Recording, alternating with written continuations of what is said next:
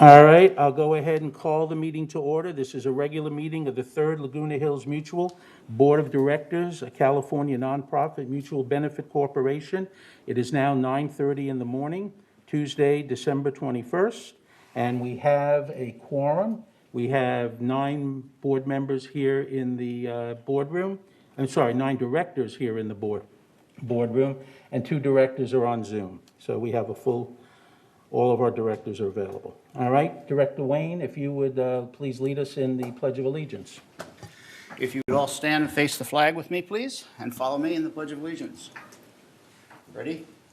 I pledge allegiance to the flag of the United States of America and to the republic for which it stands, one nation, under God, indivisible, with liberty and justice for all. Thank you. All righty, we'll acknowledge that the media is present, and I'll ask for approval of the agenda. If I can get a motion to approve the agenda? So moved. Director Mccary moves. Can I get a second? Director Engdahl seconds. Any additions or corrections regarding, Director Laws? I'd request that we move item 11E to 13B. 11E is the committee update appointments. Committee update? Yeah, just Okay. to discuss those a little more. Yeah, sure we can. We can move that. Thank you. All right, so, 11E will now become 13B, correct? All right. Any other adjustments or corrections related to the agenda? Hearing none, I'll then assume by consent. Oh, I'm sorry, Jim. Go ahead, Jim. Yeah, in the agenda prep, we said that we needed to correct item 11D, 1 and 2. Both of those should read, recommend to approve variance on both D1 and D2. It didn't get changed in the prep meeting. It says on D, recommend from the architectural controls and standards is D. It doesn't say what we recommended. We recommended approval. Well, yeah, you're right. The other items. Recommend approval, okay. All right, anything else? Hearing no other changes, I'll assume then by consent that with those 2 changes, we have an approved agenda. Okay. Approval of minutes. We'll take all 3 as one unless we have some issues. Can I get a motion to approve all 3 sets of minutes? Director Wayne moves, a second. Director Engdahl seconds. Any additions, corrections, or changes regarding any of those minutes? Hearing none, seeing none, I'll then go ahead and assume again by consent that the minutes as stipulated are approved. Thank you. All right, chair remarks. First thing is, I would like to congratulate Siobhan Foster in her selection as General Manager and CEO to take the place of Jeff Parker beginning February 4th. We're very pleased, Siobhan, to have you in that role and look forward to working with you, so thank you. All right, I also want to remind everyone that tomorrow you'll receive an email, part 2 on Trash Talk, which will answer more of your questions about changes coming to Third Mutual beginning January 1. Also tomorrow, from 3 to 5 in Clubhouse 2, the Sequoia Ballroom, Third Mutual will be hosting a town hall with the sole subject, trash, as the topic for the day.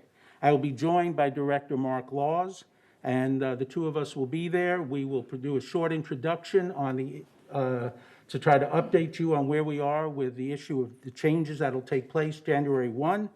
And then we will have open time for questions regarding the trash issue and try to answer as many as we can. I'm not sure that we'll necessarily have all of the answers, and some things are still in a state of flux, but we will try to answer as many as possible and then get back to you with the more general answers that will probably follow in that Wednesday email. So hopefully we'll see many of you tomorrow afternoon from 3 to 5 in Clubhouse 2, specifically for a trash talk. Thank you. All right. Rosemarie Di Lorenzo, update from the VMS Board, if you would, please.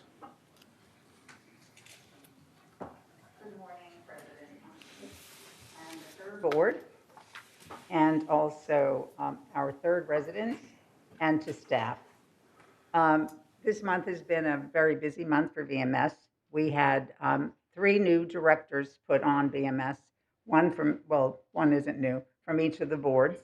We had Leiling Isaacs put on the board, and she is selected to be on the board, and she is with GRF. We had Manny Robledo, selected by United, and he's now on VMS. And third was wonderful enough to reappoint Wei Ming Tao for another 3-year term. We also selected officers for VMS. I'm happy to announce that I'm the chair again, and Wei Ming is the first vice chair, and the second vice chair is Diane Phelps. So we work very well together, so we're excited about the coming year.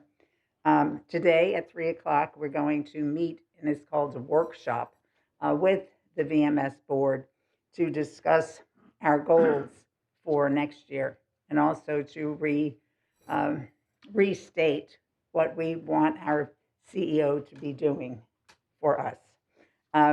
Robert already talked about it briefly, but we, the VMS board, totally followed the bylaws, and it wasn't an easy chore, and we unanimously approved of Siobhan, but that didn't matter because we had to present Siobhan as a candidate to all 3 of the boards, and she had to get a minimum of 22 votes, and she got an overwhelming amount of votes, so she got more than 22 that was required. And I'm very happy, so you already applauded about it, but we're very happy, and we look forward to working with her. She has with us, and I've worked with her since she started because I was president of Third when she first started. She has a proven ability to improve systems. And we're going to have anything up there? Or are we just going to have that one page? I didn't notice. And she works very well. The one thing is she works all the time, which is fabulous. So if you send her something in the middle of the night or you send her something on the weekend, she gets back to you. So that's an incredible thing because that's one of our goals. And she is going to totally, I'm not going to read every word, she's really going to focus on working with staff and with the management team and with the boards to improve our service because that is what we are. We're a service business. We also hired, and correct me if I'm wrong, the General Services Director, and he's replacing Chris Lagenauer. And boy, he's going to come in an exciting time in the middle of the trash movement. And he is going to start on January 17th. You know what we do, and I think it's fabulous, when we hire a new department head, the person is interviewed by an interview panel, and the panel includes members from each of the boards. So we were all part of this process. And that's really good because we work really closely together. So we're excited about him joining us. I'm not saying his name, I guess. We also hired a new corporate secretary, and that person should be starting on January 3rd. And in the meanwhile, we thank you, Grant. You are absolutely incredible. So we appreciate all that you do for us. The M&C department also was restructured. We have a new department head there, and Manny, who's Gomez, and he is really focused on improving the service of M&C. M&C has so many different components, and we're going to work very closely with him, but he has reorganized it, and we want to really improve more timely response.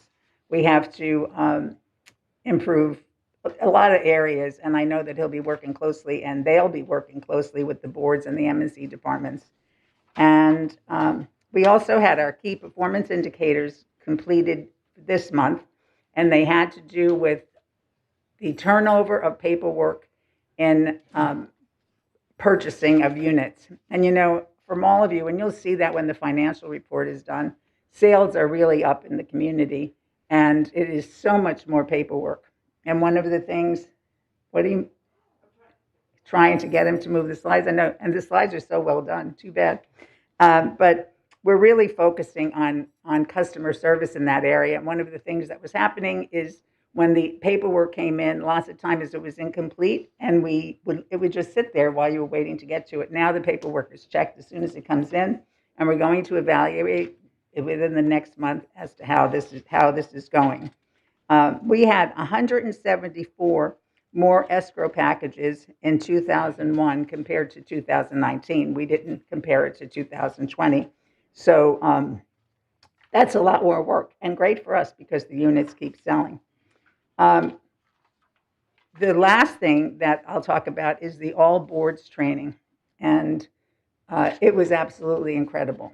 The information that was given by Jeff Beaumont was absolutely wonderful, and the department heads did an incredible job. And you can find this training because we promised that this training, which was put together by the VMS team and Jeff Beaumont, was going to be available for the residents to see. And it's also available to all new board members. And you go, and the instructions are there. You go to your YouTube, you go to the library, and you find the VMS board member training on the first row to the right. And if you have any trouble finding it, let me know, because I'll ask Siobhan. What can I say? And the last thing is if you ever have any questions or any needs, feel free to contact the VMS board. And I wish you, or your board representatives, or your board, I wish you all a very happy holiday, and thank you for your time. Thank you, Rosemary. Appreciate that update. A lot of valuable information.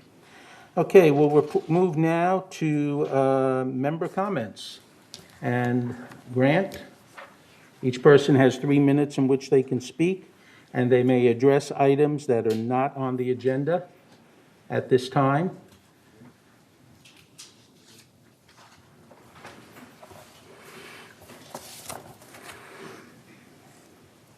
We'll take people in the audience first, and then if we have email comments, we'll take them second.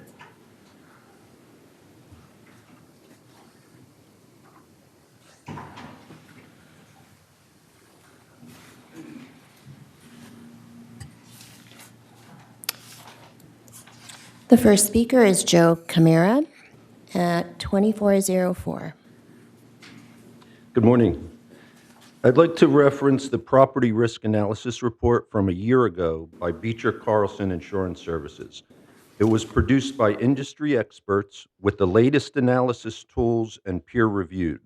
It clearly concludes that Laguna Woods should be making insurance decisions by GRF and not by the individual mutuals. Also, that the absolute maximum coverage should be no more than $150 million. For each board member that voted to increase our HOA for 2022, I would like to know, did you read this report and do you feel you understood it? Board members are trusted to make informed, fact-based decisions and certainly not try to bully the owners of this community with statements like, do what we say or we will raise your HOA by $93 per man or per month. The right action at this point is to make a motion directing the staff to cancel the unnecessary redundant property insurance held by the Third Mutual and make no increase to the 2022 HOA assessment. Thank you, as I look forward to the response of each board member.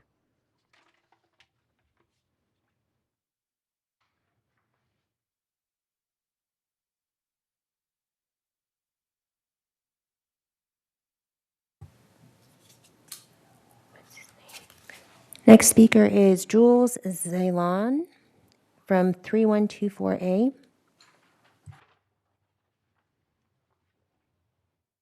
Good morning. We recently conducted 2 separate ballot initiatives seeking to amend our CC&Rs. That expensive, error-prone, no-mess vote that sought to entirely rewrite all the CC&R documents, or the more recent attempt to rewrite just the insurance provision. It's common knowledge that I strongly oppose the board's no-mess vote. In fact, I even threatened litigation if that horrible initiative passed, but it didn't. My recent Globe letter only reemphasized my hostility to that horrendous CC&R rewrite, adding, thank goodness it failed. It's also common knowledge that I strongly supported the insurance amendment. Entirely on my own, I produced and hammered into lawns all over town more than 50 handmade signs. Most of you have seen my signs and my car and scooter parked by gate 7 and 8, festooned with a vote yes sign. I really knocked myself out urging that vote yes. Yet our board president just wrote an email claiming that I changed my position and was now against the initiative lowering insurance costs. And he urges no one should believe anything that I say. He just accused me of being dishonest, two-faced.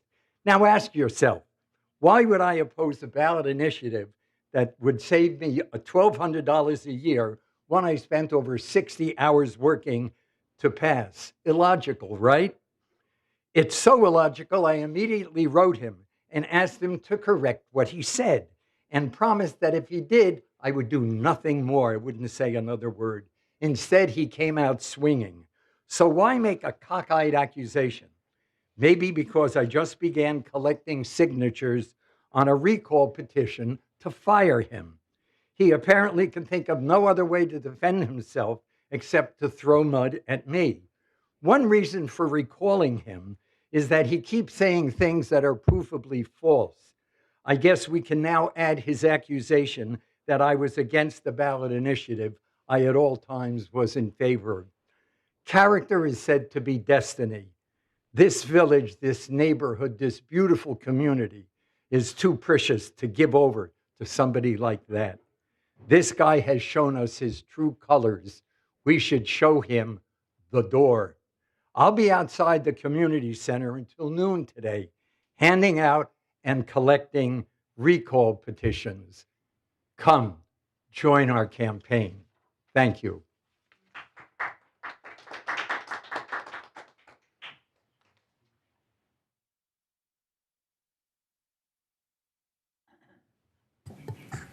Next speaker is Yong Pak at 3420. Good morning, ladies and gentlemen. You hear my name is Yang Park, P-A-K. I'm sure we all receive a 22 and package, HOA package. When I see these things, I was very sad and I was very disappointed. Well, reason I come in Laguna Wood, this is one of the best places in the world. And a couple of friends of mine recommended, so I moved it. It was 2012. Excuse me, Mr. Pack. Could you remove your mask, because I'm having a lot of trouble understanding you, and maybe... May I take it off? Yeah, please, please. May I start Yes. all over again? Yes, you can start all over. Thank you. I'm sure you receive it, or we are all receive a 2022 HOA package of financial report. It will be over $100 increase. Well, soon as I received that, wow, this is something is wrong. Reason why? Because when I moved in 2012, it was about 570 something. Less than 10 years, so we moved to the, well, I am very happy and proud moment, and now it is sad. Why? I was a retired faculty at Iowa State.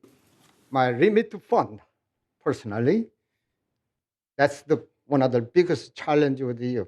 You may be better than mine in your financial, but it's very difficult. It will be another 5 more years. Hopefully, my life will be longer. We could be $900,000. I don't know. My social security, more other fund could be ran out. That's number one. Number two, last election or ballot between yes and no, it's a lot of people is confused. So it's a limited time. We need some little bit more campaign understanding in it, but a lot of them. My language is English is second language. It's very difficult. So even I was in a faculty, but my second language was not as good as yours. So that's my limit. And true and honestly, our fund is getting short.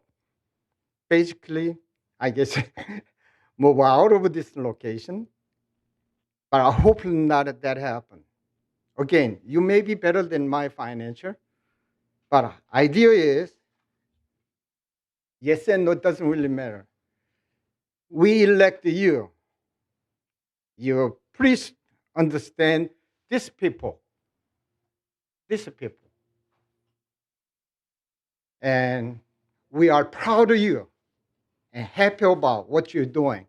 But at least you look at these people, how unhappy face. Thank you. Thank you, Mr. Pat.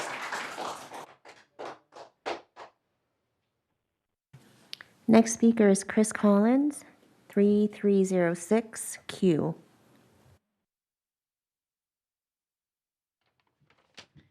Good morning. I'm Chris Collins, and I'm here to give you a little bit of an update on the work of the foundation here in Laguna Woods on behalf of the residents that live here. We provide we provide finances for people that are experiencing temporary financial crisis. Sometimes it's hard to envision how a donation can do this, but thank you notes that we have received this year underscore how donations benefit and change lives, particularly with the challenges created by the pandemic. Donations permit the foundation to help with medical bills, grocery cards, hearing aids, emergency response devices, dental care, electric and telephone costs, caregiver services, and other matters when residents face financial emergencies. Here are some of the comments from recipients themselves. We're fortunate to have the foundation. All of your help caring for seniors deserves more than a thank you. The Stater Brothers gift cards put a smile on my face and a reminder of your caring and help. As the sole caregiver for my mom since the end of 2018, I would like to express my heartfelt thanks for the funds to pay for someone to be with my mom as I take care of necessary appointments. Thanks to your kindness, my husband was able to complete the treatment and now enjoys renewed eyesight.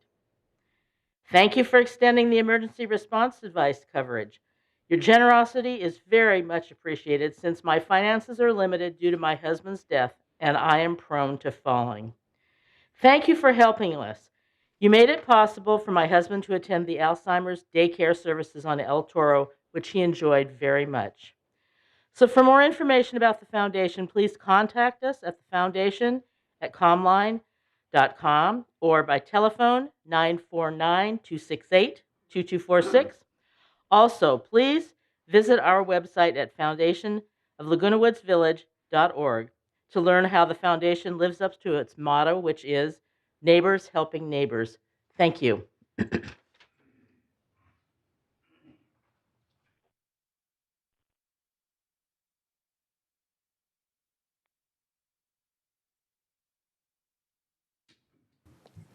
The next one is Marilyn Handelman, being read by Susan Smallwood.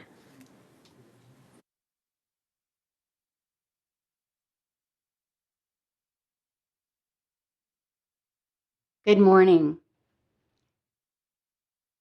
My neighbor, Marilyn Handelman, asked that I read this as she is going to be 95 in January. This is in response to the email received by Mr. Munchkin. Per your email, December 18th, perhaps if you had taken the time to read Joel's letter, or perhaps if you cared about the Third Mutual, you would understand he was talking about the first stupid vote you tried to push through without giving the residents an opportunity to read them and match with the old CC&Rs. That vote was not about insurance. It was about changing the CC&Rs. For some reason, you seem to feel you are a CEO who is so busy that you have to have a private secretary and a cell phone paid for by the residents. I would say this is a means of compensation, which is forbidden by Davis-Sterling Act. Perhaps you should read those too. My husband Arnold helped write them almost 40 years ago. They are to HOAs what the Constitution is to the USA. I would also suggest you realize this is a senior community. There are many residents who live on the Social Security base of 30 years ago.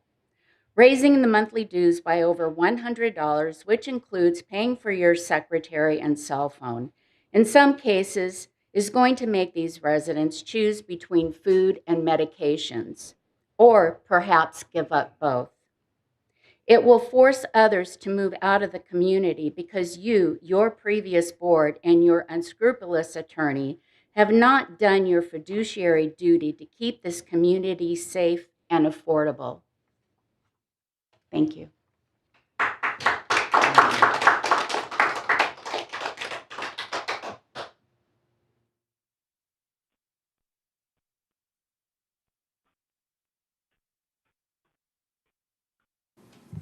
Connie, do we have any email comments? Yes, I have one member's email comment. Peter Stenstrom, Manor 40071A. I have been trying for several months to get my request for a reverse mortgage approved by our HOA in Laguna Woods. The loan is FHA insured, so I need the approval of our condo HOA. Please let me know what I can do to get my loan approved. I have not been able to contact anyone in the community to help me move forward. I am on a fixed income and need to access my equity in my condo. This is a common and safe mortgage program used to refinance condominium and home properties. I paid the cost of the insurance premium, and there will be no cost to the third mutual HOA. I have already paid for the appraisal and the required FHA counseling. The only thing I need is your approval to move forward. Thank you for your considerations of this request. This concludes the member's email comment.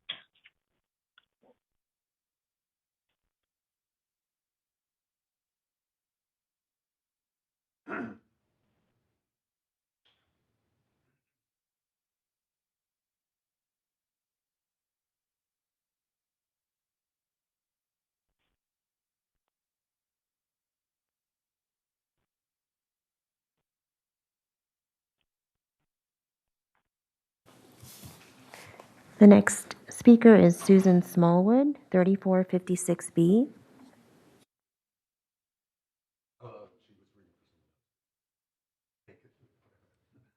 Good morning.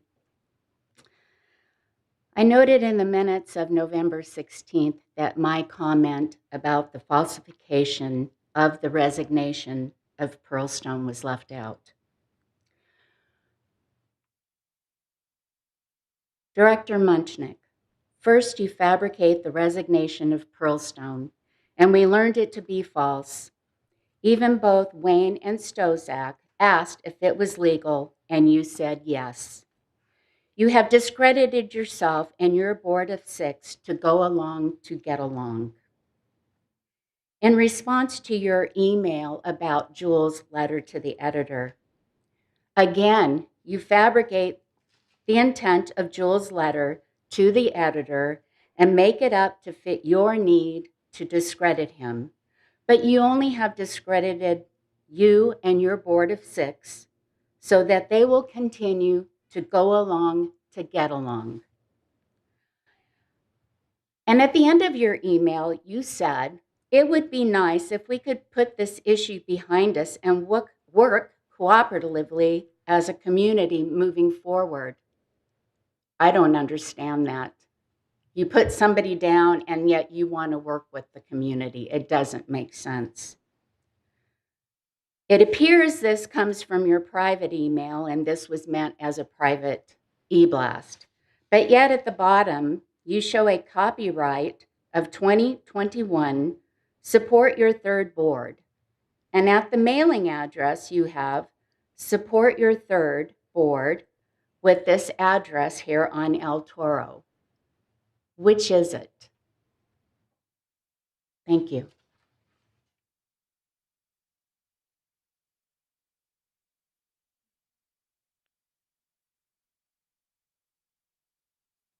That concludes our session of speakers.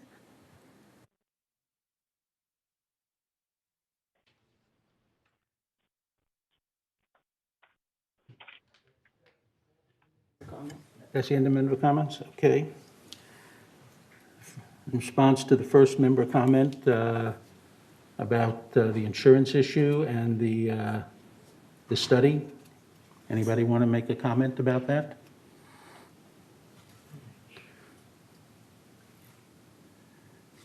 Hearing none, I guess I'll respond to it.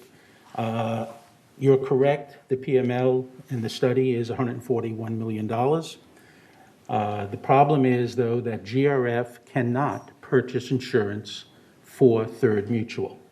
It'd be one thing if we shared insurance and we purchased insurance cooperatively with GRF, but GRF is not in a position to purchase insurance on behalf of Third Mutual. And the $225 million that GRF has does cover all of their amenities that they're responsible for. So that's why $225 million is an acceptable figure for them. The $141 million, that's the PML, you're also correct. The chances of the occurrence of something greater than the $141 million is relatively slim. That's correct. I give you that. However, the PML is only one item that goes into the calculation of what the insurance should be. In addition, there are the governing documents that we have to adhere to, as well as what the lenders will support in this process. So just looking at the PML by itself is, in my opinion, not sufficient. All right, as for Jules's comments, Jules, I certainly respect your right to share your feelings the way that you do and to stand outside in front of the community center until 12 noon today, collecting signatures on a petition. And I will be responding to your petition and the claims you make in your petition under another venue. All right, Mr. Pack, in terms of the issue of the HOA fee, please understand, we do understand that there are a large number of people who are on fixed incomes. We understand that. And the board wishes that it didn't have to raise the HOA fee the way it did. But with all the costs going up, inflation going up, everything going up, it was inevitable that we would have to raise the fees. Anybody else want to address that issue? Donna, our finance chair. Yes. Yeah, as chair of the Finance Committee, it's painful for all of us, and it's understandable that there's great concern, as there is on our part as well. The insurance, as you know, was a big part of what happened, having to do with what we must do based upon our governing documents and what lenders will support, which is also important. But as President Muchnick pointed out, salaries are going up, services are going up in cost. Utility costs are going up, as you will see in the financial report soon. And this year, we have an unprecedented 6.8% annual inflation rate in this country, which hasn't been seen since 1982. That's why when you go to the gas station, the gas price is higher than it's been in years. That's why this year, Thanksgiving dinner, if it was purchased the same exact things as the year before, was up 14%, according to reports. And so it's not something we took lightly. It's not something we do take lightly. It affects all of us. And what I do hope you will appreciate and be able to see if you stay to the end of the meeting, we do have cost savings initiatives that are at least offsetting some of our costs, maintaining our community in its high standard, and yet at the same time, saving costs in other areas wherever we can. And those are highlighted at the end of the finance report. So thank you. And I don't know if this helps, but I hope so. Thank you, Director Sosak. I wanted to also respond for what Director Sosak just expressed, but also for the listening audience out there. I can appreciate your concern and your maybe conflicting feelings, but understand we as board members, we live here as well. And the increase in whatever fees, we have to pay that as well. So when we are making decisions about the HOA dues, when we're making decisions about the insurance, contrary to what Jules has said, I do not go along to get along. I was not elected to this board, and I'm not serving to be friends with the board for the purpose of being on the board. So I just want to make it very clear that I am not going along to get along. I take my position on this board very seriously, and I want you to know that. So every decision that I make, every vote that I vote on, it is not to get along. I'm voting my consciousness, and I am doing my fiduciary responsibility. So I just want you to know that every board meeting, I show up ready to do my work and not to make anyone ticked off, not to make anyone's life miserable, but to do and to vote my consciousness. Thank you.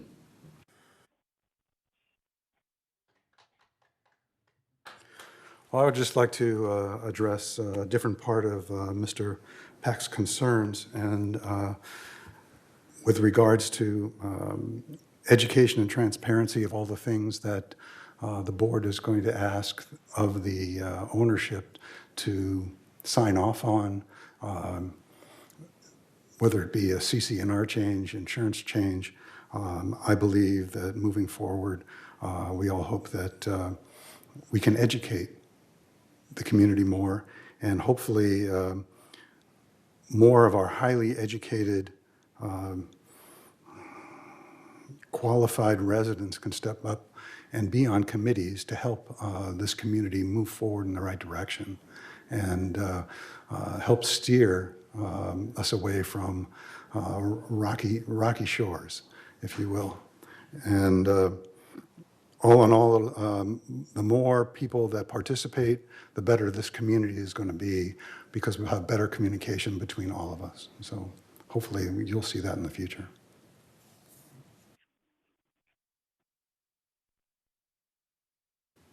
All right, thank you. Marilyn Handelman, as read by Susan Smallwood. I responded to her email. This was her initial email, and I responded to it.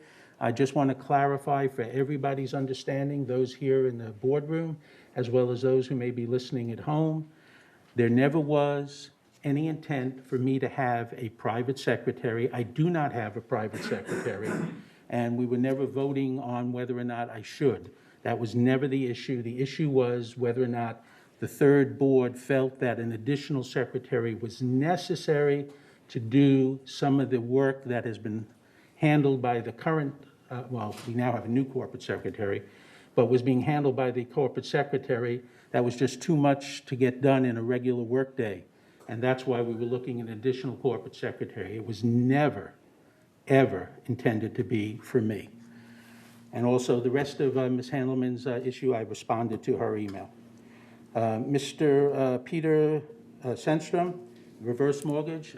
Jeff or Siobhan, do you want to address that? Yes, sir. We will be working with our team to address his question. I don't know the specifics of it, but we'll get into it real quickly right after the meeting and respond to him directly. Thank you. And lastly, we have Susan Smallwood's comments. Ms. Smallwood, I respectfully disagree with much of what you said today. Microphone. Excuse me? Microphone. Oh, my microphone is on. Yeah, mask is too. Oh, your mask. Ms. Smallwood, I respectfully disagree with much of what you had to say today. I'm not going to use this forum to respond to some of your accusations and innuendos at this time. And that ends our members' comments. And we will move on to the CEO and COO report, please. To the President, members of the audience, good morning. Two quick things on COVID that I wanted to indicate was we have, as you know, or probably have heard, the Department of Health Services for the state of California, along with the governor, has instituted a guidance with regards to face coverings and requirement for in public spaces where people are engaged with employees or coming into an area. The requirement is now for them to wear masks. As you can see, people are abiding by that and appreciate that. That is from December 15th to January 15th. The purpose of that was to try to keep the numbers down as low as possible during the holiday season. The Omicron variant has certainly spiked up in California now, as well as the United States. So it is a precautionary activity by the state to require the mask wearing. With regards to COVID numbers in Laguna Woods, and this is for the whole community of Laguna Woods, we've seen an increase from 575 to 590 cases, so that's 15 cases in the last 2 weeks. Luckily for us, there has not been any additional deaths reported for our area, so that's something positive to look at. With regards to the hospitalizations and ICUs, one of the things that we look at and track pretty regularly, that continues to stabilize, 195 hospitalizations and 56 ICUs. So it hasn't gone down, but it hasn't gone back up. So that's a good thing. I wanted to just follow up on the comment that was made by our president that we have a general services director that's going to be starting on the January 17th. So we're pleased to have that. And we also have made offers and getting forward to looking for corporate secretary beginning in January as well. And with that, I will turn it over to Siobhan. Thank you, Jeff. Honorable President, members of the board, I have a few quick announcements this morning for you. First of all, the Village Decorating Contest sponsored by the Recreation and Special Events Department is underway. If you're interested in taking part, please share a photo of your manor's decorations by no later than noon tomorrow. Those photos can be emailed to recreationvms@gmail.com. The department will then share those photos on Facebook. Your neighbors will vote on the best decorated manors, and you could be the winner of tickets to the Village New Year's event at the Performing Arts Center. Christmas tree recycling will again be offered by the Landscape Department. They will pick up Christmas trees on December 30th, January 4th, and January 7th. Please call Resident Services at 949-597-4600, 48 hours prior to setting your tree out by the curb. As you know, the discarded trees are ground into mulch and used throughout the community. A quick update on Christmas holidays hours in our key areas. Resident Services Call Center will be open for telephone calls from 8 a.m. to 5 p.m. on Thursday, December 23rd and Friday, December 24th. They will not be taking walk-ins, however. So please call if you have needs on Thursday and Friday. The service center will be closed on December 25th.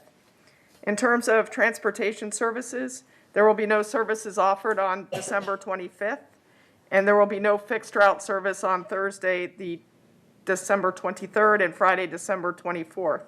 However, holiday demand service will be available from 8 a.m. to 4 p.m. on the 23rd and the 24th.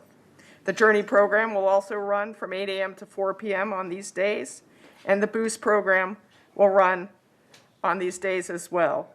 You can call transportation at 949-597-4659 to schedule service, or you can use your Lyft app to schedule your Boost program rides.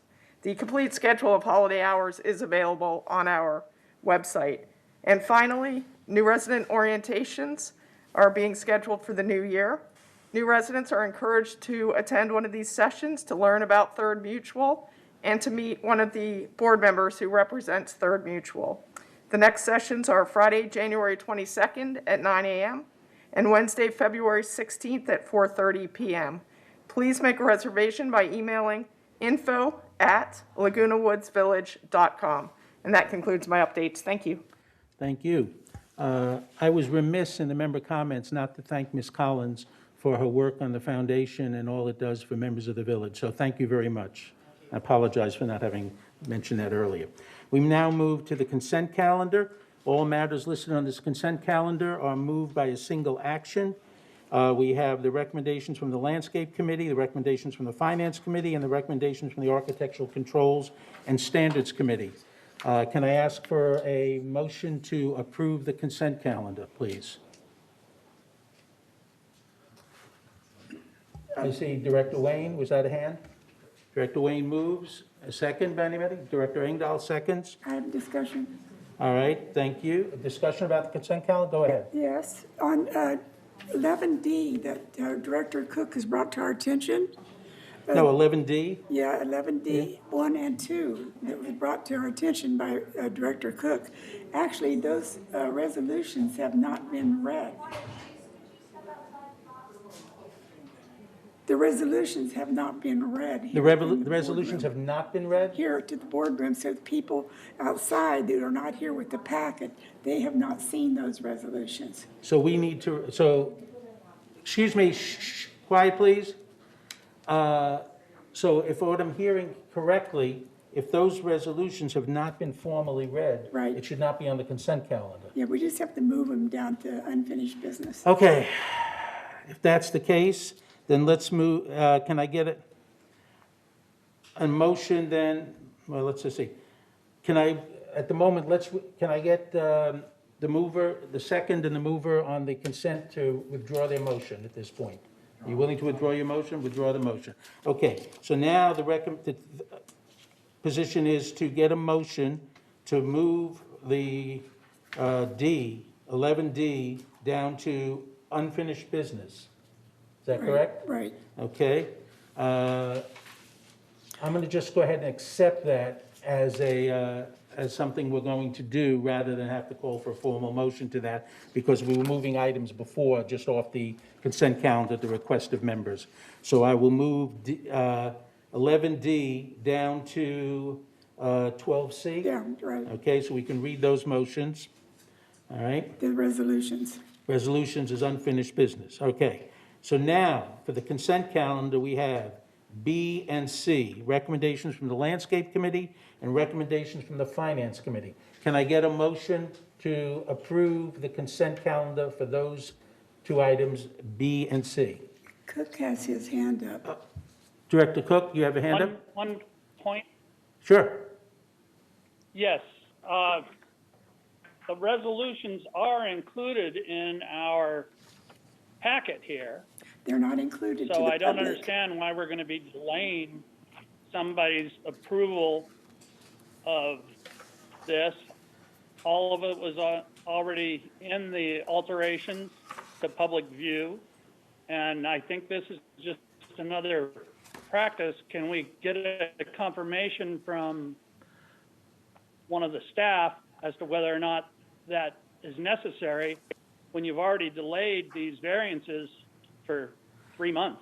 Well, Mr. Cook, Director Cook, I don't think that moving them to unfinished business, they're not going on 28-day. They'll go to unfinished business, the resolution will be read and approved. Today. Yeah. So it won't change the approval of them. The Just wanted to make sure that was going to happen. What, Mr. Cook? Say that again? That sounds fine to me. I just wanted to make sure Okay, that was yeah. the case. Yeah, I agree with you. It's not, we're not intending to delay this at all. Right. Okay? All right.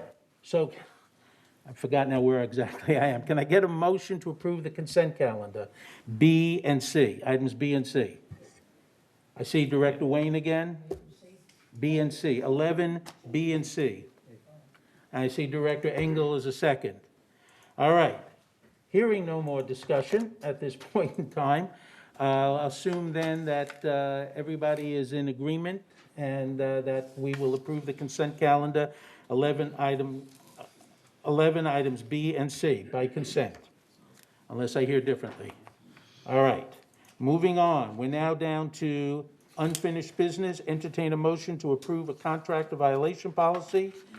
This was initially on 28 days notification. Director Jarrett, you're going to read the... All right, we'll let her read them. Motion? All right. Thank you. The resolution for the contractor violation policy reads as follows. Excuse me. Whereas the purpose of the contractor violation policy is to enact a unilateral and unambiguous matrix of penalties for contractors who violate current mutual rules and obligations or exceed the scope of approval for a project. And whereas this pending resolution would make the contractor violation policy permanent and provide a clear template for invoking penalties, inclusive of temporary or potentially permanent suspension from work within Laguna Woods Village, reduction of MC lifespan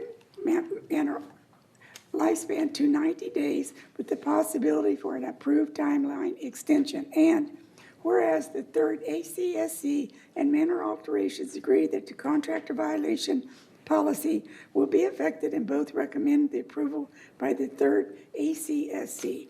Now therefore be it resolved on December 21, 2021, third mutual hereby approve the contractor violation policy as attached to these minutes. Resolve further that the officers and agents of this corporation are hereby authorized on behalf of the corporation to carry out the purpose of this resolution. The 28-day revision has been already, it's been satisfied. Right.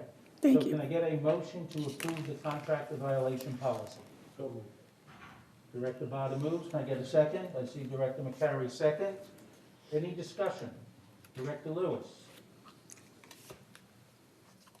At this point, I see this as unrealistic in this day and age of construction. You're shrinking the permits from 180 days to 90 days. That's not functional in a big remodel. Just simply isn't, with supplies, contractors keeping their subs separate in order to keep them healthy. Everything takes longer due to that. Supplies are a problem. Even the city acknowledges that there's a supply problem with simple things like the new breaker switches, and they're having to work around that to satisfy the state's needs by having you replace outlets which are sometimes not available. All this extends time, and I think cutting the time in half of a permit is not a good idea at this point in time, especially when it's stated by the head of alterations that they're not up to date on, and they're slowing things down. And that was in their report by Robbie Doncost. So at this time, I think it's more draconian than realistic. There are some other specific things that need to be clarified. The right under number 5, under Exhibit A, the right of property entry at any time needs to be clarified. The change on now no work is permitted on weekends, that's going to slow things down as well, which we have work now up until 3 o'clock on the weekends. I went over that. Alterations has no schedule for how fast they're going to get their work done. Right now, it takes approximately 2 weeks to get a reply to an email to alteration. So all these things together, I think this is the wrong time to try to shorten things when things are long. It's unrealistic in the world we live in today. So. Okay, any other comments? Director Laws? Yes. It looks like Mr. Cook is. Oh, Director Cook, please, go ahead. Yes, I was on the phone today with the planning department at the city of Laguna Woods, and in discussing with them what their actual timeframes are on permit and inspection guidelines, basically that's the same thing as number 15 on page 53 of 54. And if in reality on page 47 of 54, the whole purpose of this is to avoid using unnecessary staff time and resources diverted to regulating and overseeing contractor violations and corrections. Item number 15, this is already all done by the city on a much more compatible with the circumstances of COVID and supply chain.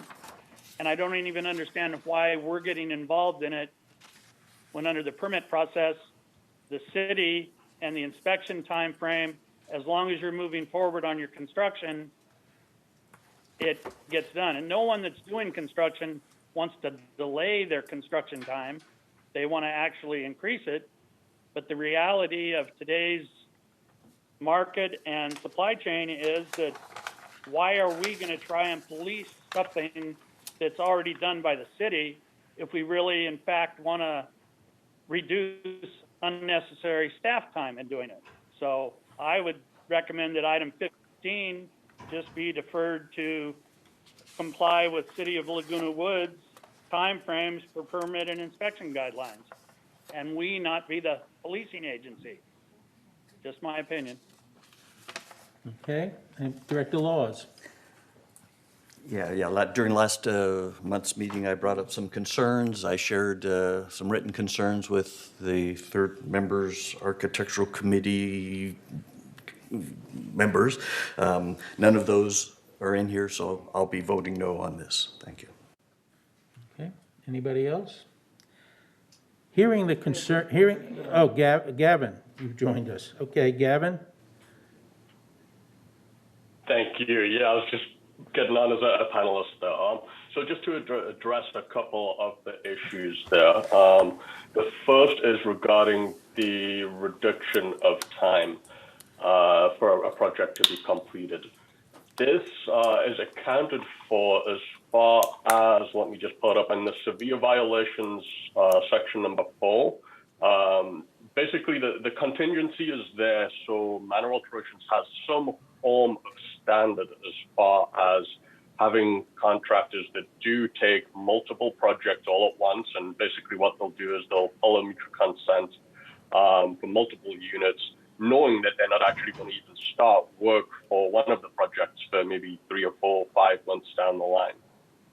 This contingency is there for that sort of situation, not for just a run-of-the-mill project that's being performed. If there is any sort of major supply issue, that is taken into consideration with the severe violations explanation section 4. There is a force majeure condition. Basically, if there is a major or a national issue or a statewide issue or even a city issue where there's supply concerns, then we take that into consideration. Same as if there is just a project-specific item that is causing delay, all that we're asking is that the contractor reach out to us and be able to be proactive and say, look, this is what's happening on the project. It's going to take a little bit longer, and we are going to be completely flexible to be able to accept that. The problem that we have is that we have very little, currently we have no authorization over the contractors at this point. We have no means to be able to enforce any specific rule or policy that we have. Everything goes to the member. And so putting this in place, yes, it covers every situation, but it does give us basically the flexibility to apply it when it's necessary, which is when there isn't a good reason or an excuse for why a project's being delayed, other than the contractor is just taking too much work that they can handle at that specific point. Another item that I believe came up, let me have a look here. I believe that was the main issue. If there's any other concerns that come up from that. Director Cook, go ahead. Oh, I'm sorry, Donna. Go ahead, Director That's all Cook. good and fine, you're saying that, but what's in writing is in writing. And that does not designate that there's any flexibility to the extent that you're saying verbally. And years down the road, this is going to be interpreted much differently than you saying what you're saying compared to what is written.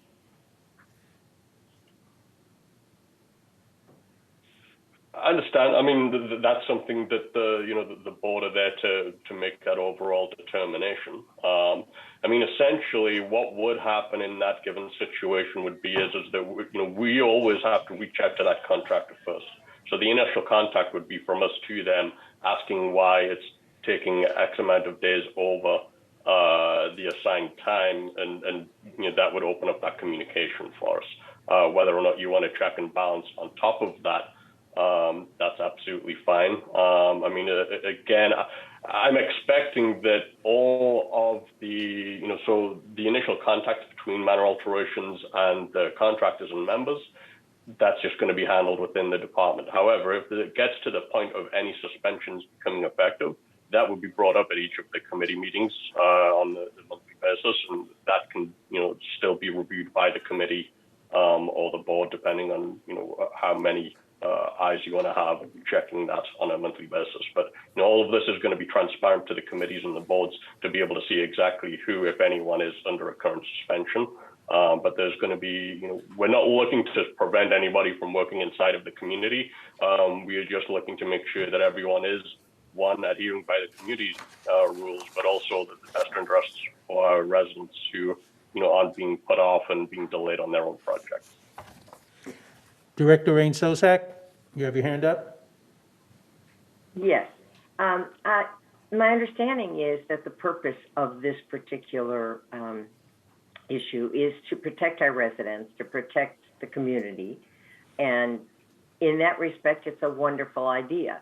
If, in fact, though, there are pieces of it that are written in such a way that there are too subject to interpretation, perhaps depending upon how long it would take, it might be best to take a look at that again and change the wording. If, in fact, just tweaking some of the wording to take away some interpretation and make it a little clearer, if it would help. Because the purpose of this isn't to just rules on top of rules and then say, well, it's okay, they aren't really rules. Because we really do want to protect the residents from those contractors who do not work with the ethics standard that others do. So my thought would be, perhaps if there isn't objection, we should look at this again and see if there isn't a way to word it better. I don't know if any of the other directors agree, but that sounds like a possibility. I get Director Lewis.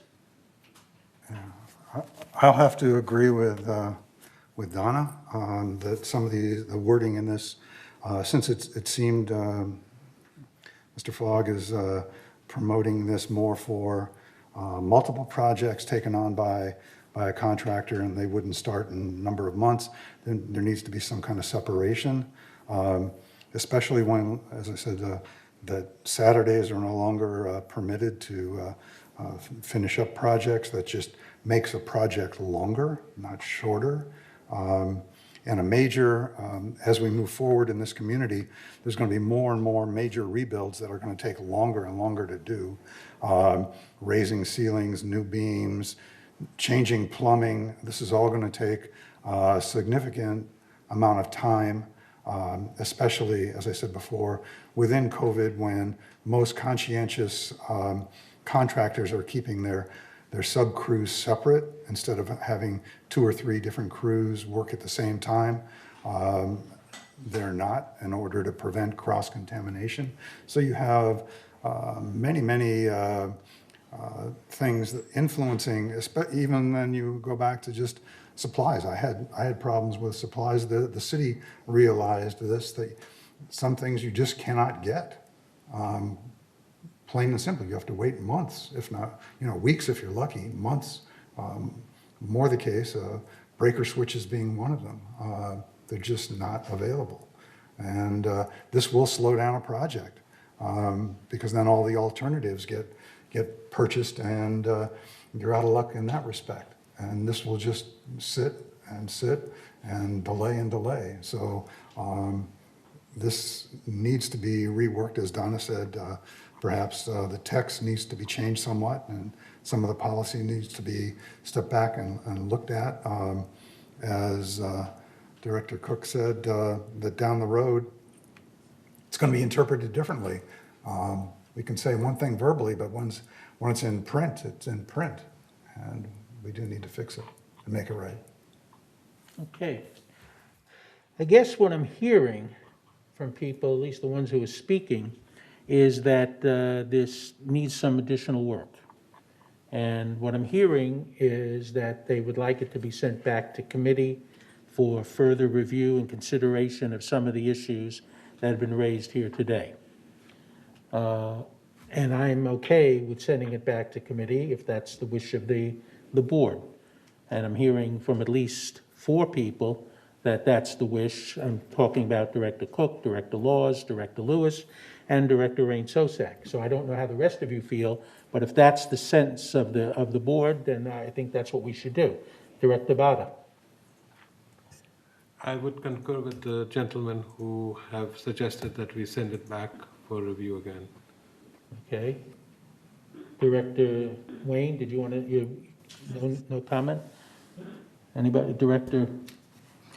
I think, though, anything that we can do to make it a lot clearer so that the simplest person can understand it, if that can be achieved in this document, then I will support sending it back to committee to sort of simplify it, if possible. Okay. Anyone else want to speak?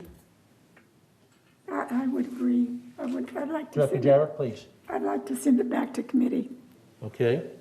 So, hearing all of that, then I would like to ask that the mover of the motion and the seconder of the motion, if they're willing to withdraw their move and second, and then we'll just have a motion to send it back to committee instead, rather than vote it down and then, okay?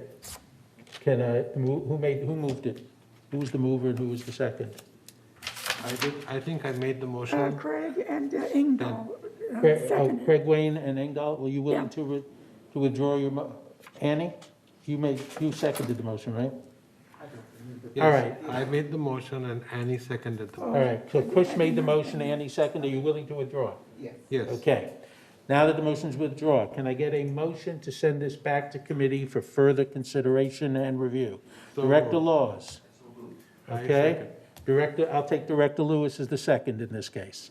All right? Any discussion about the motion to send it back to committee? Hearing none. I will then assume then by consent that everyone is in favor of sending this back to committee, unless I hear otherwise. All right? This one is sent back to committee. All right, next item on the agenda is entertain a motion to introduce a revised resolution for stepping stone policy and guidelines. All right? This goes on 28 days, right? It's already, excuse me, This it's was- already been on 28-day review. Okay, And so so we need a motion to approve it. are you going to read it? This needs to go on another 28-day review because it had changes done to it. It was sent back to the committee. It came back this time. It does need to go for another 28 days. That's what I thought it Yes. says. It says must postpone for 28 days for member review. Okay, so this one, the motion to stepping stones will go on 28 days. Okay? All right. Then we moved D, recommendation to approve from the Architecture and Control Standards Committee the variance request for 5560A and 5417. You want to read those two? Yes. And then we'll take that, Director Laws? Just for point of clarification, why did we move these out of the consent calendar? I don't understand the process, so I'm learning here. Because we didn't read the Go ahead. resolution. Because we didn't read the resolution, so the membership can hear it.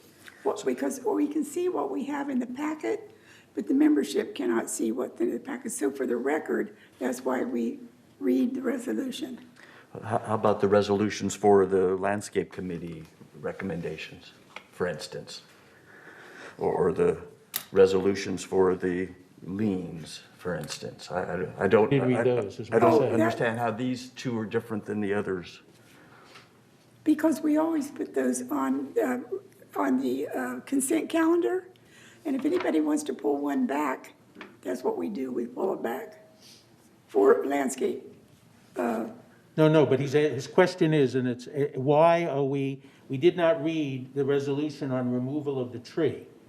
but we are now going to read the resolution on the variance. Why are we doing one and not the other, is his question. Why didn't we read the recommendation? If I'm hearing you correctly. Yeah, I'm just trying to question- understand the process. That's a good question, but we do not read things that are on the consent calendar. So then why did we pull these off? No, Right, these then were his- on- Well, wait. I'm Then his sorry. question is, why did we pull these off of the? I will tell you why. Okay. Because of Director Cook. He had a question. No, Director Cook only asked that the word recommend approval, that the word approval be put in on the D, not that there be anything else related to the variance. So these could have stayed as part of. I didn't see that, but. Okay, yeah. well, that was a misunderstanding. So, what I'd like to do is approve by consent the recommendations from the Architectural Control and Standards Committee Okay. for the variance requests, period. Can I Number? get a motion to approve by consent? What number? It is So now, moved. number 12C, because we pulled it from the consent calendar, but I want to treat it just like it's part of the consent calendar, and therefore I'm asking for a motion to approve both by consent, as if it was originally part of the consent calendar. Director Lewis moves. Can I? So moved. Director Cook seconds, okay? Any objections? If not, then the motion to approve as part of the consent calendar, the two variances that are on the original consent calendar is approved, okay? Okay. All right. Now, new business. Entertain a motion to approve a transfer of $5 million from SunWest Intrafi Savings Account to an Intrafi Certificate of Deposit Account for a term of 1 year. Director Cook, you have a hand up still. Is that your intent? So moved. Okay. Director Cook moves. Second. A second. Director Bada seconds. Is there any need for discussion about this? Director Lewis? I had one question at the meeting before. I believe that Director Wayne was going to double check with SunWest about the possibility of an increased rate, and I don't know what the result of that was. Now that we have agreed that we want to move the money, I will be contacting them to ask them if they can do that for us. Great. Yep. This is what I was waiting for. Okay. We do- Any other discussion? What? No, we just need to read the resolution. Yeah, so go ahead and read the resolution so that it's official in the record. All right. The resolution is discretionary investment transfer to CD. Resolved December 21, 2021, that the Board of Directors of this corporation hereby authorizes the transfer of $5 million money market discretionary investments to a certificate of deposit discretionary investment, CDARS, with a term of 1 year, and resolve further that the officers and agents of this corporation are hereby authorized on behalf of the corporation to carry out this resolution as written. So you just need to vote on it now. Okay. Any other discussion, questions, or comments related to transferring the $5 million from the money market to a 1-year CD? Hearing none. Just for clarification. Oh, I'm sorry. Thank you, just for Director Mccary. clarification. Go ahead. Go ahead, Director Sosak.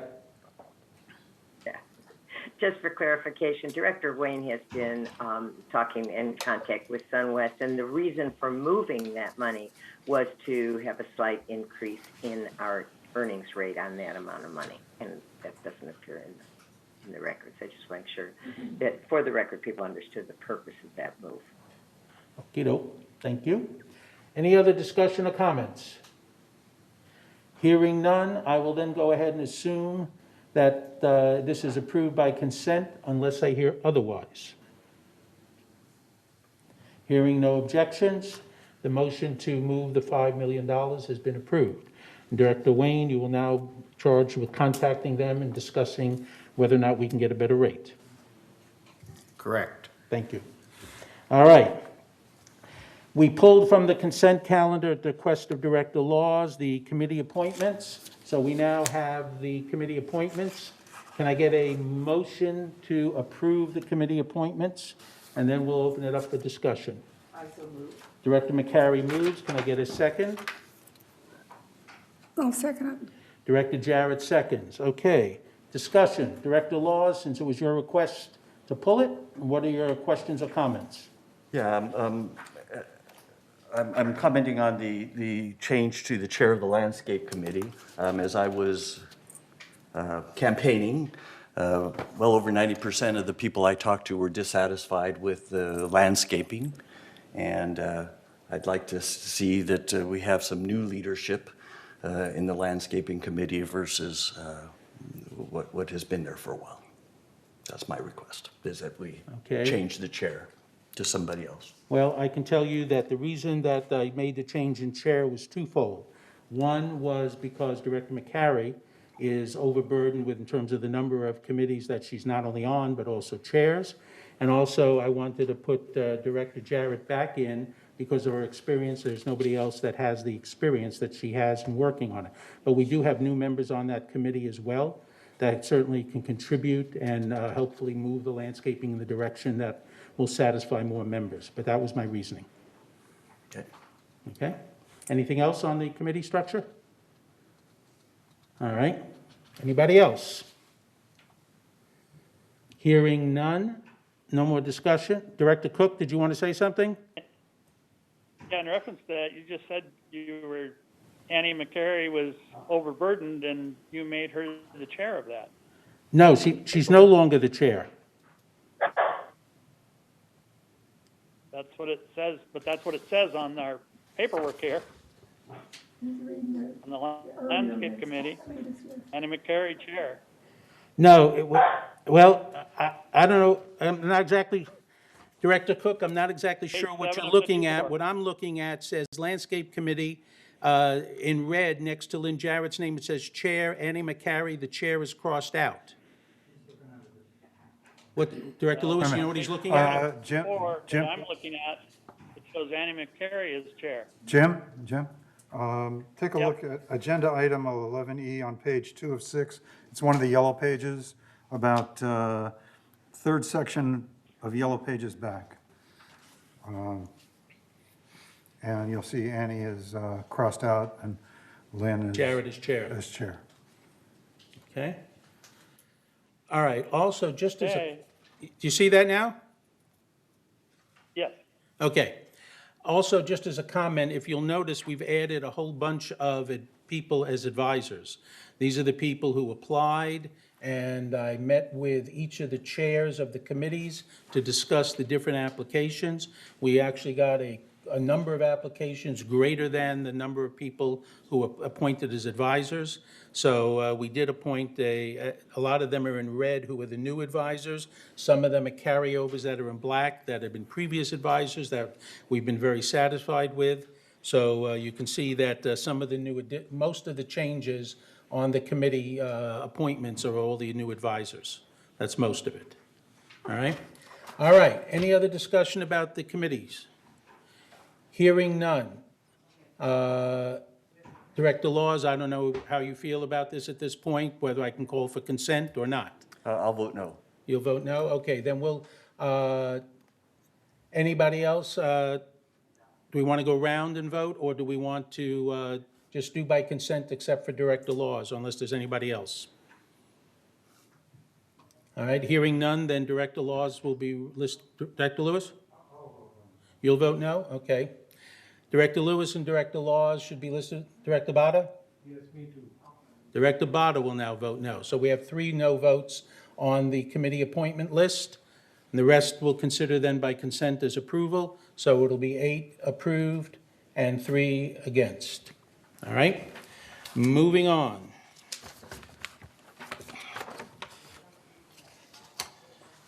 Committee reports. Director Rain Sotzak, you're up with the Finance Committee, please. Okay. Yes, the Finance Committee, this is the report of the Finance Committee meeting. The Finance Committee meets the first Tuesday of the month, and therefore we do not have results in the early December meeting. For November, they are of October 31st. So by the time the board meets 2 weeks later, one would wonder why they're so far back, but it's October 31st because that's the data we have to work with. And let's start with the first slide, if we can, for the financial report. Grant, if you can put that up. Thank you so much. Okay, as we begin, we start with just a general income statement. We always want to know what came in and what went out. Our assessment revenue was $28,833,000, and the non-assessment revenue, $1,341,000. And we'll be talking about that non-assessment revenue later. For total revenue of, and this is overall, this is all of our accounts, all of our funds, total revenue of $30,174,000. And total expenses, again, overall, were less than that. They were $29,625,000 for a net revenue over expense of $549,000. But that's just an overview and not the entire picture.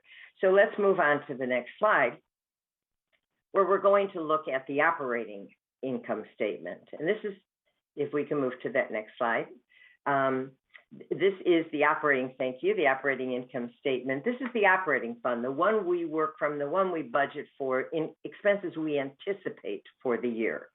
And assessment revenue was $17,473,000, non-assessment revenue $1.254 million, for total revenue of $18,727,000 against total expenses of $19,266,000. So in terms of the operating budget, there was a deficit of $539,000, which we will be looking at in a moment.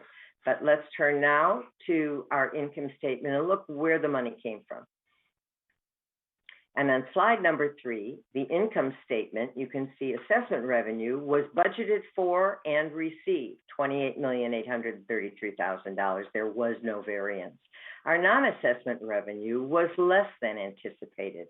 We had anticipated $1,808,000 and received $1.341 million for a variance, a negative, of $467,000.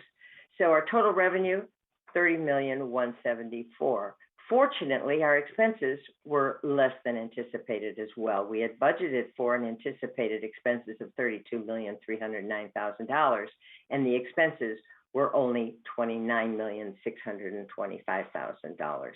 And we will see in a moment why those things were lower. So we do have a favorable overall picture of $540 of variance of $2,217,000 in our favor. If we move on to the next slide, which is one that really is so much easier to understand, and it's one of my favorite, because that line going right down the center represents what we budgeted, where we anticipated. And the only bars that you're going to see are those that are either better than anticipated or less than. Outside services were favorable, $3,788,000, and that was mostly due to a late start. So eventually some of those wheels will be coming in, but as of October 31st, that's where it stood. Employee compensation was favorable, primarily in landscape and M&C. In the landscape department, ground maintenance was favorable because of 8 staff positions that were outsourced. And carpentry services over on the M&C side had a budgeted position put on hold in the beginning of the year, and that position remains open. So that is why we were favorable in that area. I'm pleased to report that legal fees were favorable by $101,000 because of lower expenditures, and that's a very good thing to see. But legal fees are a contingency fund. These are anticipated, but we never can really tell because legal issues can come up. But they're favorable at the moment by $101,000, and we'd like to see that. Professional fees are slightly less. Again, consultants were unable to fulfill some of the work that they were going to be doing, so that was favorable by $82,000. On the negative side, the yellow bars moving over to the left, $166,000 unfavorable in utilities and telephone, and that was primarily water. And we'll talk about water a little later when the Water Committee report is done. But We had less water this year, as everyone knows, despite the deluge last week and the one anticipated this week. We had less water this year, and landscaping water over the summer was higher. And we also had a raise in our water expenses starting July 1 from El Toro Water District. The next unfavorable was it was an unrealized gain or loss on our funds, and it's related very closely to our investment income. These were unrealized losses. That means that at one point, the bonds that we had on paper were doing well, and then they weren't. But because of the need to have them in FDIC assure accounts, et cetera, they have been moved over, and we've had extensive reports on that, and they are now sitting at SunWest Bank in federally insured deposits. And what's really wonderful about it is we will not have any charges anymore by the bank for holding that money and for managing it, whereas in the past, we always did. And then insurance, as we know, was a big portion. And a lot of that insurance went up no matter what. Insurance rates increased because of the huge losses the insurance industry experienced: hurricanes, earthquakes, California fires over the past several years. So rates went up anyway, but this was primarily due to the reevaluation of our property and some of the mandates of our CC&Rs. So let's move on to the next slide, where you can see some of our non-assessment revenue. And pie charts are really nice because they just illustrate so clearly not only the amount, but the percentage and the weight of it. And our fees and charges to residents are clearly in this orange area, the highest portion, and contribute greatly to our non-assessment revenue. But interestingly, lease processing fees, laundry, money from the laundry rooms, and resale processing fees also play a considerable role. To a much smaller extent, investment income, interest rates being so low, was only 6% of that. Golf cart, electric fees, miscellaneous revenue, and late fee revenues, bringing that to the full total of our non-assessment revenues. As we move on to look at our total expenses, this is everything put together, and clearly the largest portion of our total expenses are employee compensation and related. And that is something that has always been a big piece, and it continues to get bigger because of salary increases, et cetera. Outside services, 19% of our total expenses. Insurance was 18%, so it is a hefty piece. Utilities and telephone, another large piece, and then to a much smaller extent, materials and supplies, net allocation to the mutuals, and then the very small area of legal fees and others. So let's move on. We talked about the operating fund and what we plan for. We also have non-operating funds, and those are the replacement funds, the disaster fund, the unappropriated expenditures fund, which otherwise known as a contingency fund in many other sources, and the Garden Villa Fund. And so our non-operating fund balances, we began with $17,437,000 in the replacement funds, disaster fund at 6.8+ million, 4.2 million for the contingency fund, and the Garden Villa Fund at $89,000 for a total non-operating fund balance of $28,640. And our contributions, as you can see, we received $9,000, $9,325,000 from contributions and interest replacement funds. We $1.551 million in the disaster fund, the unappropriated expenditures fund, that's the contingency fund, got $499,000, and $71,000 in the Garden Villa Fund. Our expenditures against those, $7,122,000 in replacement, $2.321 in the disaster fund. The unappropriated expenditures fund was $732,000, and the Garden Villa Fund, $71,000. And so our current balances as of, remember, that's as of October 31st, $19,640,000 in the replacement fund, $6,073,000 in the disaster. Unappropriated expenditures or contingency, $4,038,000, and $89,000 in the Garden Villa for a total in the non-operating fund balances of $29,840,000. And if we move to the next slide, this one really shows things a little bit more easily, because here's a bar graph, and it shows over the years from 2017 through to 2021, as of October 31st, the balances and kind of the proportions of our funds.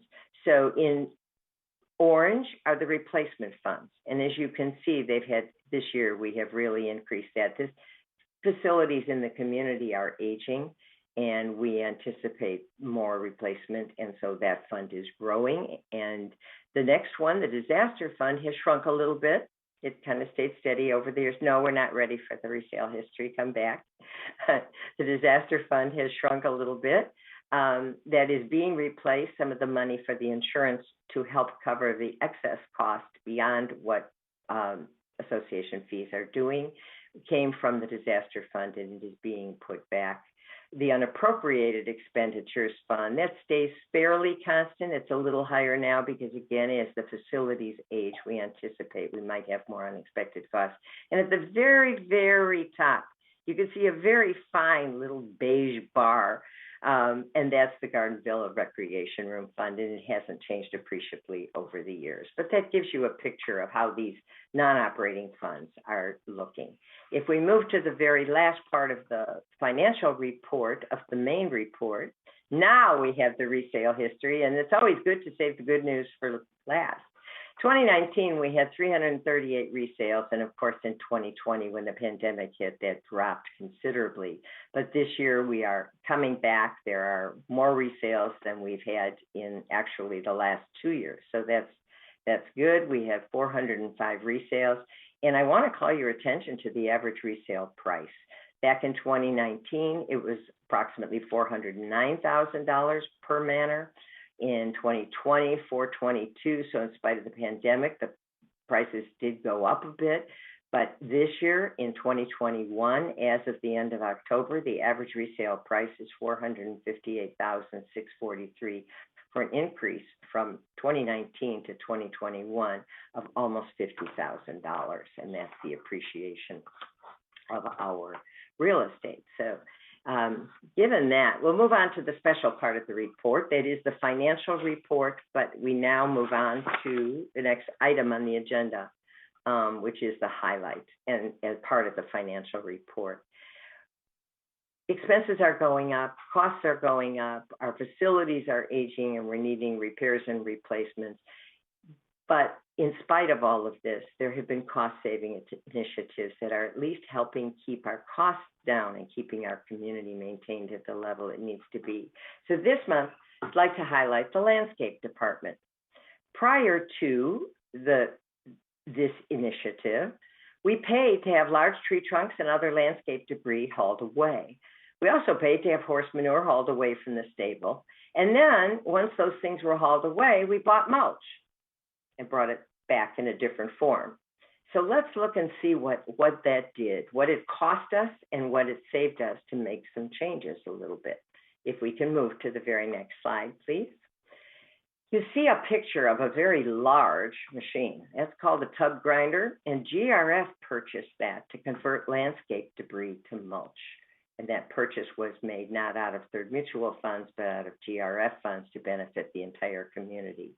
Because of that, and you can see one of the piles starting, these are compost piles that are over in our lot, and they are managed very, very carefully.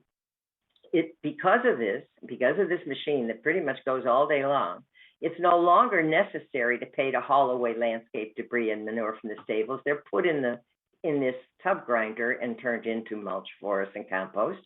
And we no longer have to purchase mulch. This was a huge change and has made a very big savings for us without decreasing any of the benefit to the community. So let's go and see how much money did it save us.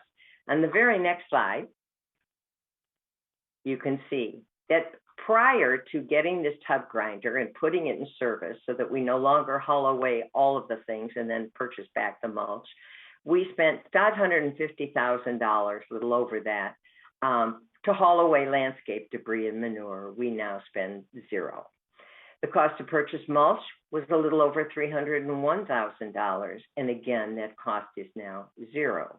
For a total expense prior to using the tub grinder and creating our own mulch, it was $852,027 every single year. Now, Greenways Transport, when we started converting things into mulch and not hauling the landscape debris away and maintaining the machine, there is a slight expense with this. And to maintain that, to transport the green waste over and turn it into compost and then ultimately mulch, the cost per year is $63,182. So if you look at that across the bottom line, we have a total annual savings for this cost savings initiative alone of almost $800,000 a year. So our thanks to the landscaping department, and that concludes the finance report for this month. Are there any questions? Director Lewis. Oh, we have one other. I almost forgot. We should not, never ignore what Laguna Woods Village did for us when GRF purchased that machine, and I thought you would appreciate knowing. What this savings was, we saw what it saved Third Mutual. The savings to Laguna Woods Village was even greater. Used to spend almost $1 million for all of the village combined to haul away the landscape and debris and manure, and purchasing mulch was over $500,000. So that annual cost added together was a little over $1.5 million. The Greenways Transport only costs us $112,000 a year. This is again for the entire village of Laguna Woods, and we have an annual savings in total of $1,495. So again, as I said earlier, a thanks to the landscaping department for this cost savings initiative, and next month we will highlight another area.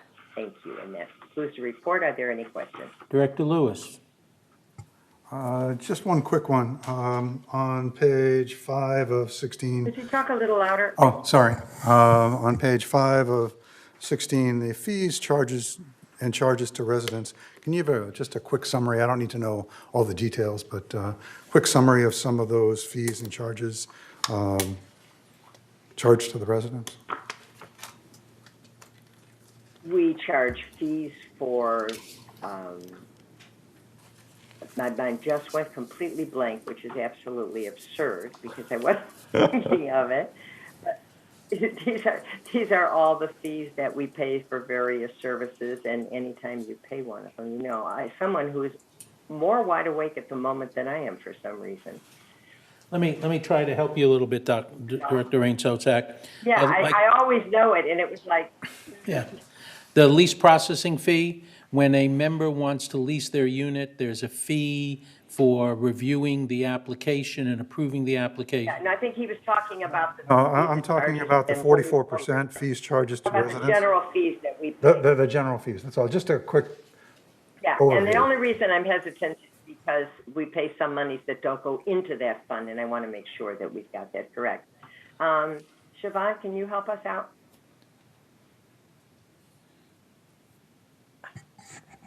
Again, I would assume a lot of these are fees associated with resales and so forth, where there's property transfers and residents pay costs associated with that, would be my speculation, but we'll get a firm answer before And that would closed also- session. That would also include chargeable services as well.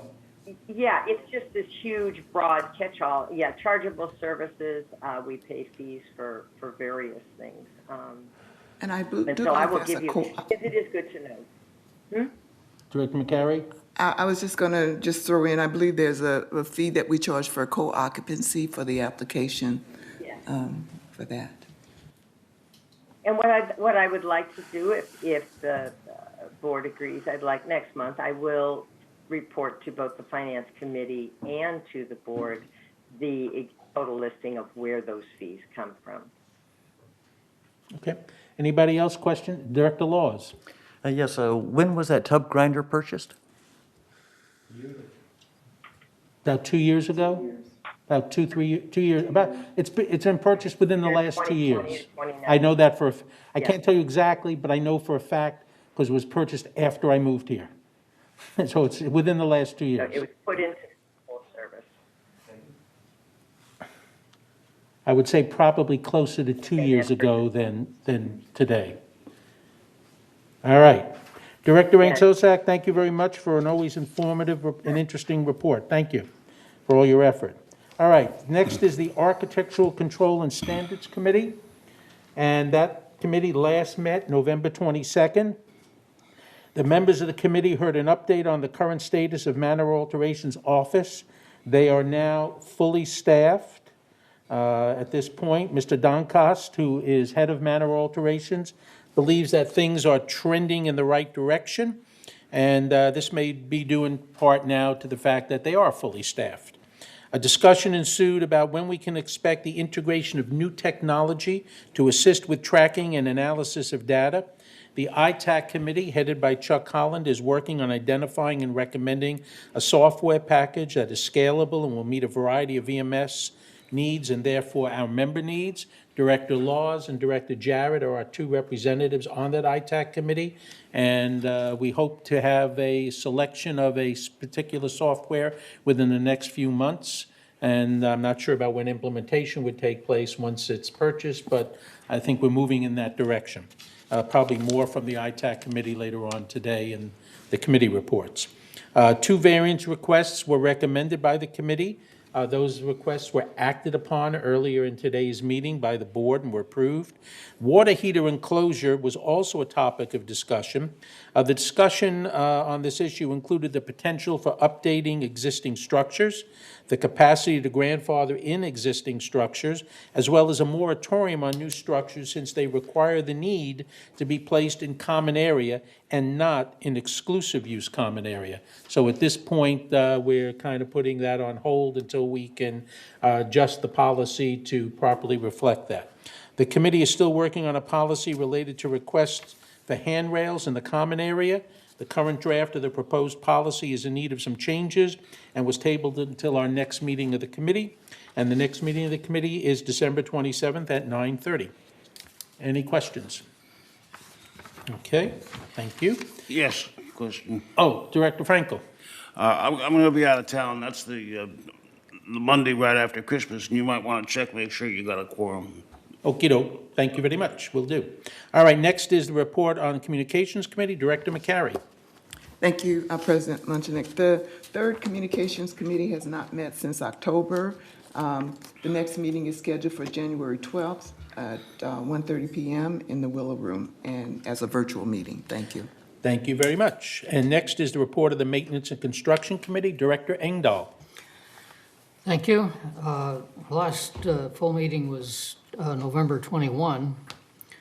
There were member comments of general interest, and some of which were addressed directly. The staff was authorized to develop a scope of work addressing the groundwater problem at Gate 11 and also to determine the cost of common lighting area in the 3-story buildings, that is ones that had not already been converted, talking about timers and photo sensors and so forth.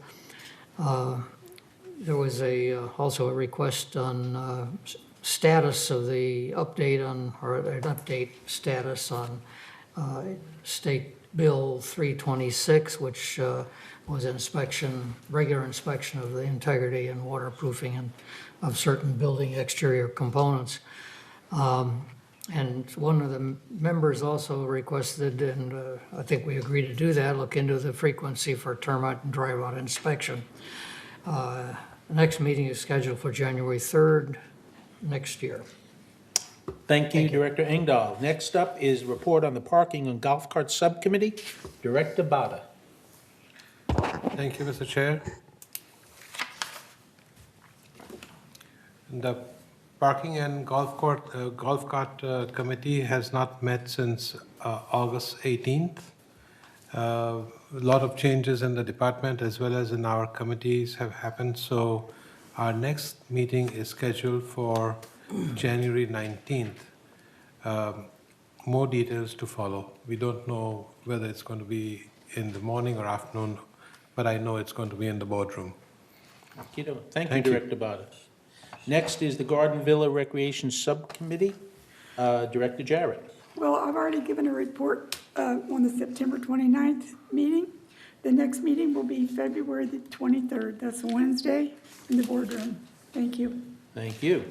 All right, next up is the report on the Landscape Committee. Director Mccary. Thank you, President Munchnick. The Landscape Committee met last December 2nd here in the boardroom. Kurt Wyman discussed, first of all, staffing and budget. He did indicate to the committee that he is currently 8 people short in terms of the landscaping. He also reported that one person is retiring after 43 years of service to the community. Wow. And so we just thought that was just, really good news to hear that someone has worked here for that amount of time and loved their work. So I apologize for not having his name with me, but he has given Laguna Woods Village 43 years of service.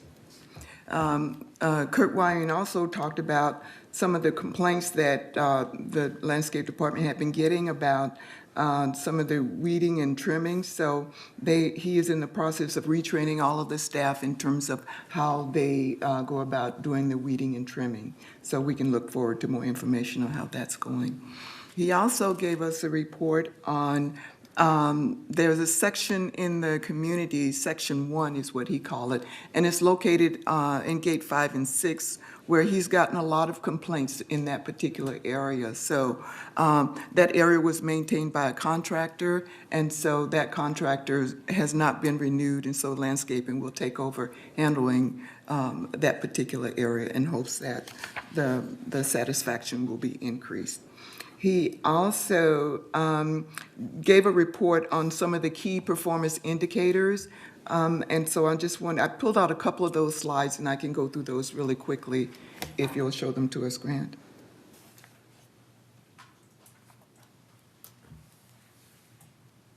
The finances? The landscape overview. Okay, so I believe we're going to go to slide 3.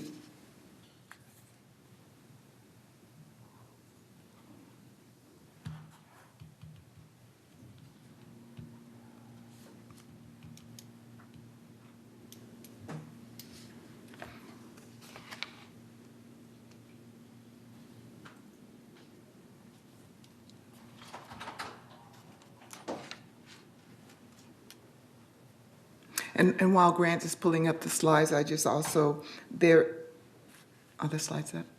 Okay, I can't see. Okay, so the first slide is an indication of all of the tickets that's received in the landscaping department. And tickets are generated via a phone call. And so once a phone call is received into resident services, a ticket is generated. So you can see there was the difference in 2020 up until just recently, the number of tickets is pretty much has gone down significantly over the years. And right now in 2021, we're pretty similar to the year 2020. Next slide, please. You can skip that slide.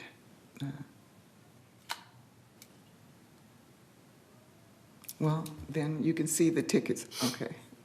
The next one was really highlighted. It had to do with weeds, and everyone's pretty familiar with all the weeds that grow within the village. And so these are just the number of tickets received from just for weeds. And you can see the comparison. To date, we've gone down from last year, 2020 to 2021, from 779 down to 745 as of third quarter.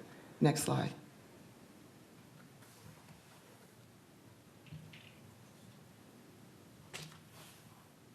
Again, this is budgeted employees. I wasn't prepared to speak to that one, Grant, so if you can go to the next one. Okay. And this is basically the ground maintenance for 2021 third quarter.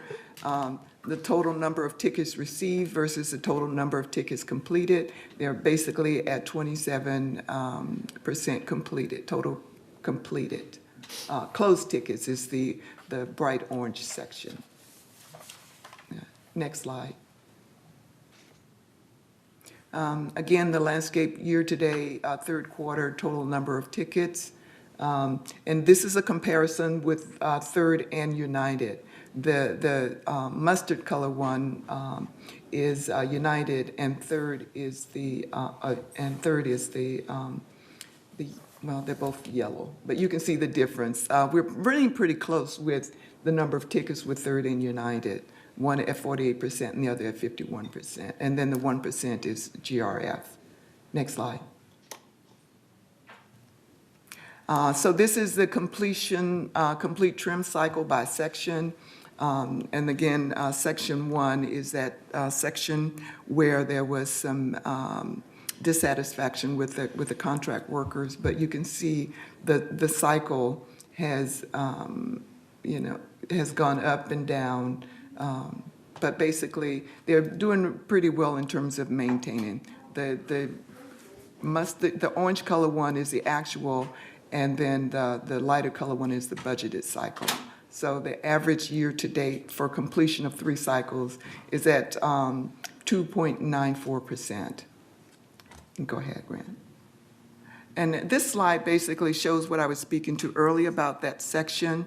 And so if you're ever wondering what section you're in, this basically is a map showing the sections for landscaping. And section 1 is up at the top here. That's the section that was having a lot of difficulty with dissatisfaction with the working that was being done. So again, that contract was not renewed, and landscaping will be doing the work in that section. Next slide. I do believe that's the last of the slides that I wanted to talk about. Thank you, Grant. The final thing I wanted to mention is there is a YouTube video that's on the website that gives a really, really great tour of landscaping, where they give an explanation of what goes on in the nursery. The video shows what goes on in the mulching yard and the mower shop. It's a very well put together YouTube video, and it's about 15 to 20 minutes long, and it's really informative about what the landscape is actually doing in the community. The next Landscape Committee meeting is going to be scheduled for January 6th at 9:30 a.m. in the boardroom. Thank you. Okay, thank you, Director Mccary. I do have a question for you, and it has to do with the slide on weeds. And I noticed that the weed problem was very low for 15, 16, 17, and all of a sudden it shot up. And I guess my question is, does that have to do with the fact that we no longer use Roundup and that the current herbicide that we're using is not as effective? I don't know. I'm just wondering, because I know there was a movement here in the village to no longer use Roundup, and I noticed that there's a major spike about 3 or 4 years ago, and we've stayed kind of at that level with weeds, and I'm wondering about if that's the issue. And you may not know the answer to that. And I believe Kurt has spoken to that several times, and that is a major, major portion of the reason that we're seeing so many weeds.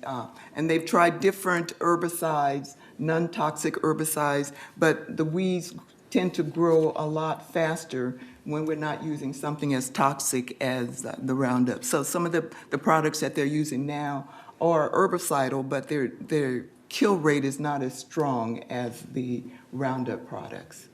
Okay, just when I'm looking at the chart, it jumped out. Director Lewis. Yeah, there was also a test run by Landscape Department on different herbicides to use, and they've settled on, I don't have the information here, but they did settle on one particular one after testing, cost-benefit analysis, basically.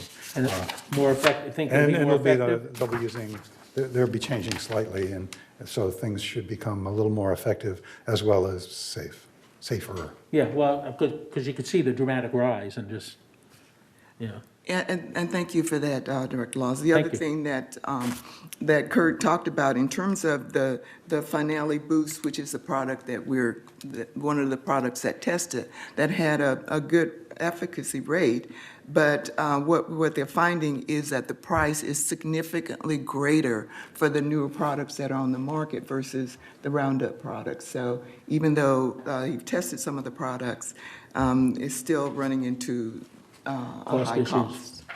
Okay. Anybody else questions? All right. Thank you very much. Moving on now to the Water Committee report. Director Rain Sotsak. Okay. Yes, and it's actually the Water Conservation Committee. It's technically correct, and that's important because right now we are in a very serious water condition.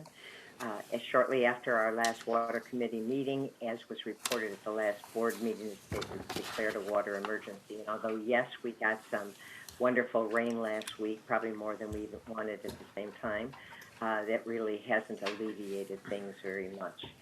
The El Toro Water District recently held a community advisor group attended by several Laguna Wood residents from both Third and United. It was good to see everybody there. And they again presented this dire picture. So we all do have to conserve. The state is planning. They state that their allotment to us from the north will most likely, they call it zero this coming year.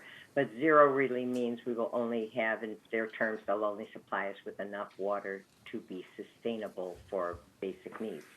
We don't have storage down here, and so we have to get it from elsewhere. Everyone is working hard, and we've had lots of invitations to speak at various groups in the community and have been pleased to do that. And I'm pleased to report that our Tier 4 excessive water use in Third Mutual has dropped from 44 meters at its height during the summer. And remember that our residential meters do not reflect landscaping water. So that's residential use only.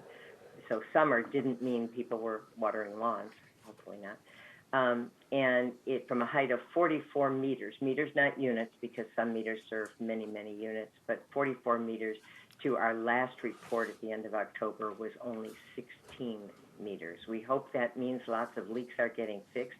Please, if you see them, get them fixed. If you don't see them, you don't observe them, but you get a Tier 4 bill that says there's excessive use, please let maintenance and construction in to see if they can find a leak somewhere. And there are low-flow shower heads available from El Toro Water District, which we will place with resident services for people to pick up at no charge. And we urge you to test your tank, your toilet tank, with either blue dye tablets, also available at resident services at no charge, or food coloring. And you put the dye in the tank at the toilet, and you don't flush it. You just put the dye in the tank and wait. And if the water in the toilet bowl turns blue, it means there's a leak from the tank to the toilet. That's that little flapper, a very inexpensive repair, a very simple repair, and can save thousands of gallons of water. So thank you all for what I hope is great diligence in bringing that excessive use numbers down, and we will continue to report. I do want to tell you we have an advisor now to the Water Conservation Committee. We will welcome him at our next meeting on January the 27th, and we look forward to seeing some of you there as well. We really appreciate having residents attend. And that's it. Thank you, Director Rain Sotsak. A couple of quick points that I should mention, and I forgot to. One is that for all the advisors, if you're the chair of a committee, it's your responsibility to make sure that the proper individuals who support the committee, the staff, know who your advisors are with their emails so that they can be put on the email list and receive the appropriate emails for your committee.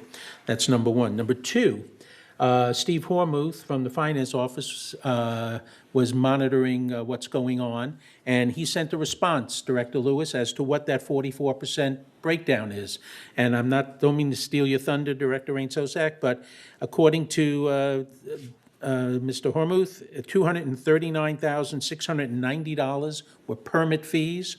Inspection fees were $93,608, and chargeable services, $261,432, for a total of $594,730, which is the 44% of the $1,340,000. So that's at least a partial answer for what you were looking for. Okay? Thank you, President Lutchnik, and thank you, Steve Hormuth. Yeah, so thank you. All right, last report from the Third Mutual before we go into the GRF Committee reports is the Resident Policy and Compliance Committee. This committee met on Wednesday, November 23rd. Since the committee had not met in a while, There were no holdover items for any kind of action by the committee. The committee therefore used the meeting time to discuss possible issues that might require future action. And two that I want to bring to your attention. Number one is the lease cap. The committee is considering lowering the lease cap from the current 30% to the state minimum of 25%. Back in April of 2020, Third Mutual, with Resolution 03-20-26, adopted a policy that creates a wait list if leases were at 30%. We were then, at the time we were discussing this, somewhere about 28-point-something%. In January of 2021, legislation went into effect that requires a minimum of 25% of manors be eligible for lease, should members want to lease their manors. The committee is considering, after considerable discussion, that they'll take up the formal approach to this at its next meeting. But what we're looking at possibly doing is adapting the lease policy, if it reached a 30%, apply it to how we would handle it if we're at 25%, and use attrition to get down to the 25%. So anybody who is currently leasing would not be negatively impacted by the new policy if the committee is able to agree and if the board is able to support a policy of that nature. The second item that the committee considered was lease renewal. Discussion ensued about having a type of, this is my term, not the committee's term, a fast-track lease renewal for members who have tenants in good standing. Currently, full lease authorization application requires landlords and tenants to complete a fairly lengthy and detailed process to renew an existing tenant that they're satisfied with and that we have no problems with from a compliance standpoint. The committee is considering an abbreviated process that will make life easier for members who have these tenants that are in good standing and want to renew a lease. One of the elements that constitutes good standing from Third's perspective is that they have not been involved in any violations of Third policies. The committee, again, will be taking a much more in-depth look at this proposed policy to address the issue, and that'll come up again also at the next meeting. And the next meeting of that committee, for any members who are interested in attending or contributing to the discussion, is Tuesday, December 28th at 9:30, and it'll be here in the boardroom. All right. We now move to GRF committee highlights, and we will start with Director Mccary on the Community Activities Committee. Thank you, President Muchnick. The Community Activities Committee met on December 9th. You were in the boardroom. It was a hybrid meeting. There was some discussion regarding the use of the court system. There seems to still be some dissatisfaction amongst the members about the use of the court system, so the committee did hear those complaints from the committee. Also, it was noted that the new GRF-approved Revenue Generating Committee will now become a standing committee. And as of right now, Director Bada and myself are on that committee. So it was started out as an ad hoc, so now it is a standing committee. There was, staff also submitted a report on the online reservation disciplinary protocol, because it's been reported that some of the people, since the introduction of an online reservation system, there is a certain percentage of residents that are manipulating the reservation system, and so staff has submitted some recommendations for disciplinary action for residents who are manipulating and abusing the online system. There was also, Brian Gruner submitted to the committee a proposal for operating the pools for the winter. He submitted a proposal for alternative winter hours, summer hours, and for Pool 1, Pool 2, Pool 4, Pool 5, and Pool 6. Of note is that for Pool 6, the recommended proposal is from 7 a.m. to 6 p.m., there be no lifeguard. And so this, a lot of discussion was ensued with that, and so this is now going to go to the GRF committee for some approval or some recommendation. That was it. The next meeting is scheduled for January 13th at 1:30 p.m., and it will be a hybrid meeting as well. Okay, thank you. Next up is the Equestrian Center Ad Hoc Committee, Director Bada. Thank you. The GRF Equestrian Center Ad Hoc Committee meeting was last held on November 4th, 2022. A long report was given at that time at the November's board meeting. Our next meeting will be in January, on January 26th, 2022 at 1 p.m. as a virtual meeting. Thank you. Sure. Next up is the GRF Finance Committee, Director Rain Sotzak. Thank you. And the GRF Finance Committee meeting reported that GRF was better than budget, and theirs was November 30th as opposed to ours being October 31st because we met later on the GRF committee, was better than budget by $2,830,000. That was primarily savings in compensation, which really came from open positions. So that is something that will most likely not be realized in the future. And there were some expenses beyond what had been anticipated in utilities, and just as in third, that was related to water for the golf courses, et cetera, due to lower water and lower rain during the summer. And that's the summary of the GRF Finance Committee report. Next meeting of the GRF Finance Committee is February 16th, 2022 at 1:30 in the boardroom. It'll also be virtual. All right, next up is the GRF Landscape Committee, Director Lewis. Okay, so at the GRF Landscape meeting, there was an update on the clearing out, which is now a regular item, of the cattails in the creek, which is also moving along better since they've been doing it more regularly. And the processes have been ironed out as they require a biologist, and all sorts of other state requirements need to be met, but it is moving faster, better, and residents are applauding the effort because then the water doesn't remain stagnant and cause some other issues. So there was also a video presented by landscape member Manny Tafoya, who is a very enthusiastic employee, I must say, basically giving an overview of what goes on in landscaping and so on. And to me, the highlight of the meeting was the approval of the purchase of the WeatherTrack irrigation controller system by GRF, what that means to the community, and third, this upgrade will save us water by just the type of changes it will encompass. One of them being, instead of the singular weather station we have for the entire village, this breaks it down into half-mile increments so we can have microclimate adjustments in the irrigation system.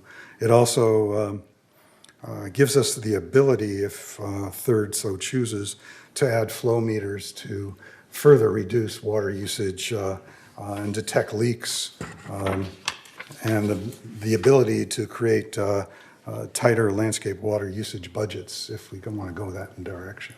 So, and I think the next meeting is February 9th, 1:30 in the boardroom. And that's also a hybrid meeting. Thank you. Yes. All right, next up, GRF Maintenance and Construction Committee, Director Engdahl. Thank you. The last meeting that the GRF Maintenance and Construction had was December 8th. We had an extremely interesting slide presentation on hydrogen as an energy source, put together by the National Fuel Cell Research Center, which I think was, as I understand, was centered at UCI. We had some other discussions on architectural consultant possibility for contract for Building E. Discussed the matter of and condition of problems regarding benches along the sidewalks. Apparently people are bumping into them and break in and some people are tripping over them. So that's a continuing problem. It's going to have to be addressed by Third and GRF together. The sidewalks are GRF maintenance, and there's a problem with some of them. People seem to stumble into them a little bit. Let's see, there's also discussed briefly was reconfiguration of the workstations in the resident service area. The next meeting is scheduled for February 9. There was some attempt to try to get it scheduled a little earlier, but I've not heard anything else on that, so, thank you. Thank you. You now want to give us an update on Clubhouse Facility Renovation Ad Hoc Committee? Okay, we'll continuing with that. The last meeting was on November 29th, and we briefly discussed renovation of the pack kitchens and rehearsal room and billiards room, and also a proposal for the vendor who had done the previous work on the pack, and I think that's been approved as a single source vendor at this point because of the experience with them. Also mentioned some sound problems in smaller meeting rooms in Clubhouse 2. Most of the time of that meeting was discussing Clubhouse 1 activities. The emphasis has been on beautification of the facility as kind of opposed to some of the seismic, is that the right word, seismic earthquake retrofit to the frustration of some of the retired engineers on the committee.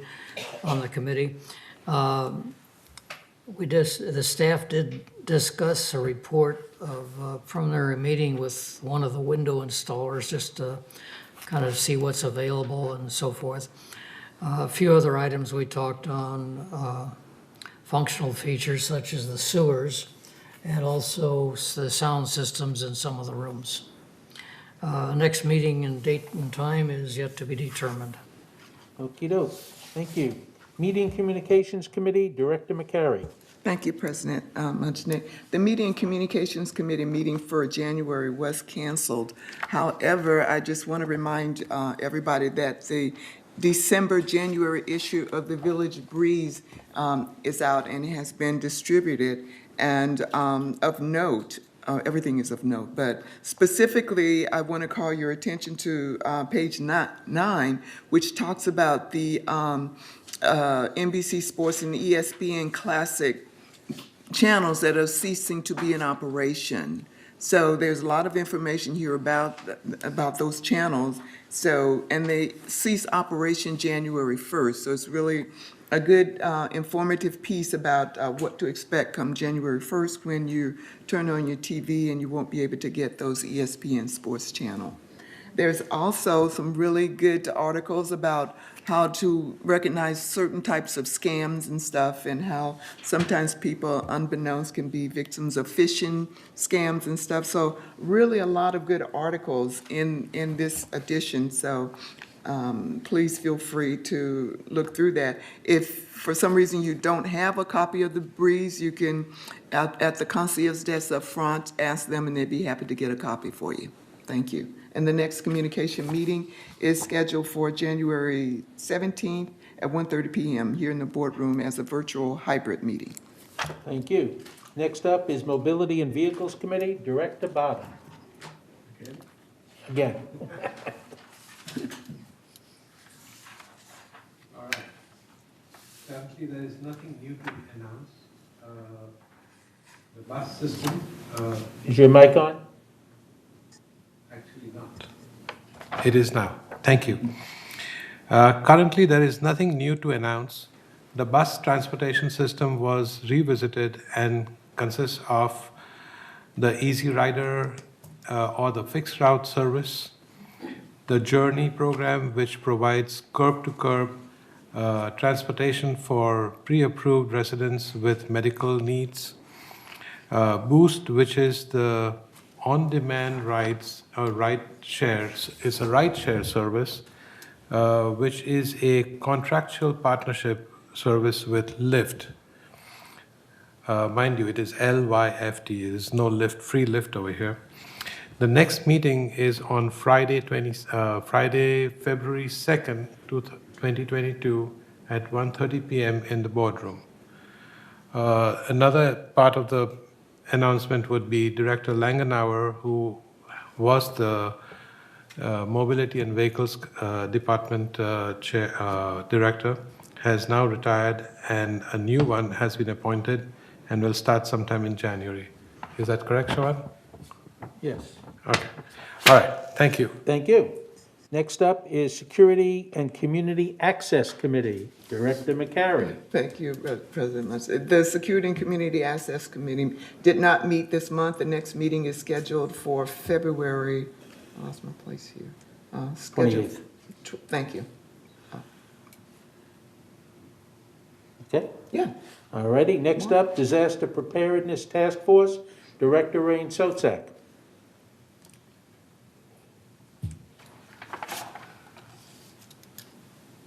Got it. Disaster Preparedness Task Force at their recent meeting talked primarily about the October Earthquake Awareness Day when we had our California shakeout, and several systems were tried at the time, most doing fairly well, but we're always trying to be prepared. And they're really looking at reinstituting training sessions for block captains, building captains, et cetera, people who will help out in emergency. And that is a committee that meets quarterly. Okay, thank you. And the next meeting is January 25th, 2022 at 9:30 a.m. in the boardroom, and also is a virtual meeting. So thank you. Next up, report of the Laguna Woods Village traffic hearings. Director Frankel. The meeting was held last week, and there were two violators. One found guilty, and the other one, the video was not available to be seen, so it was postponed. The next meeting is January 19th. Thank you. Next up, GRF Strategic Planning and Ad Hoc Committee. As I've reported the last few months, there has been no meeting of this committee, but I am told that there will be a meeting in January, but I don't know the specific date as of yet.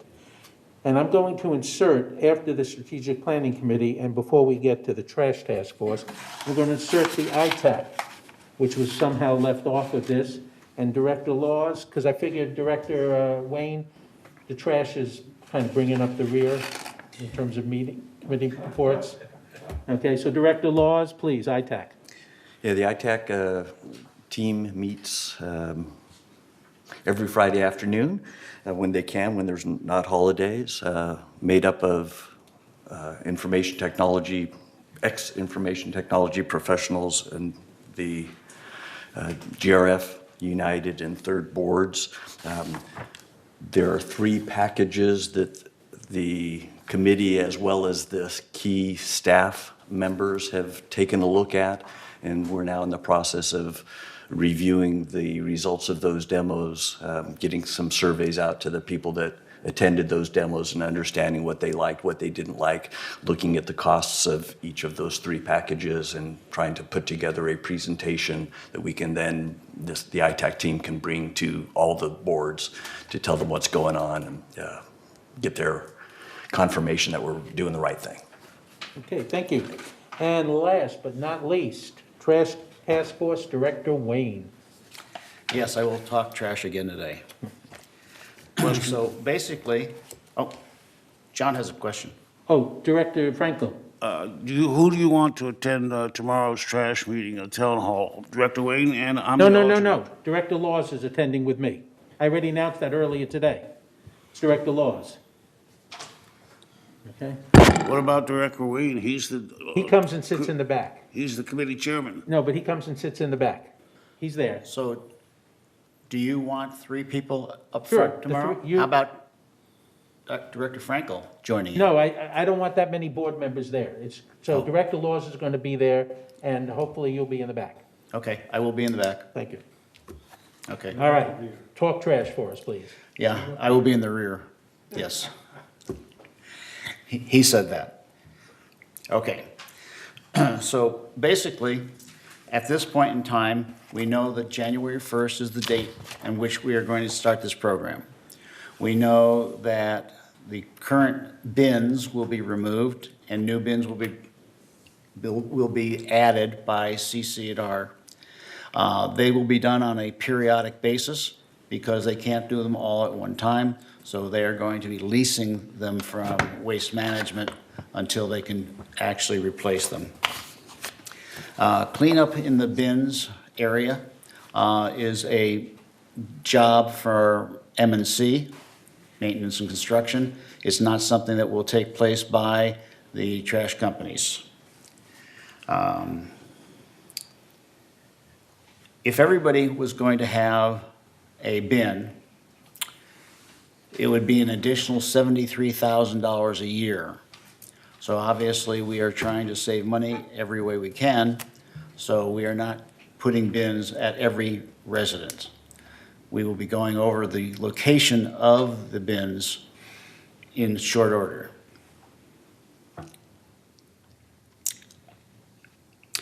What doesn't go in the bins for this project is a little strange. Since this is supposed to be what's going to be, what was the word, aromatically disposed of, whatever that means. It means composting. What's not going to go in the bins is something like bones.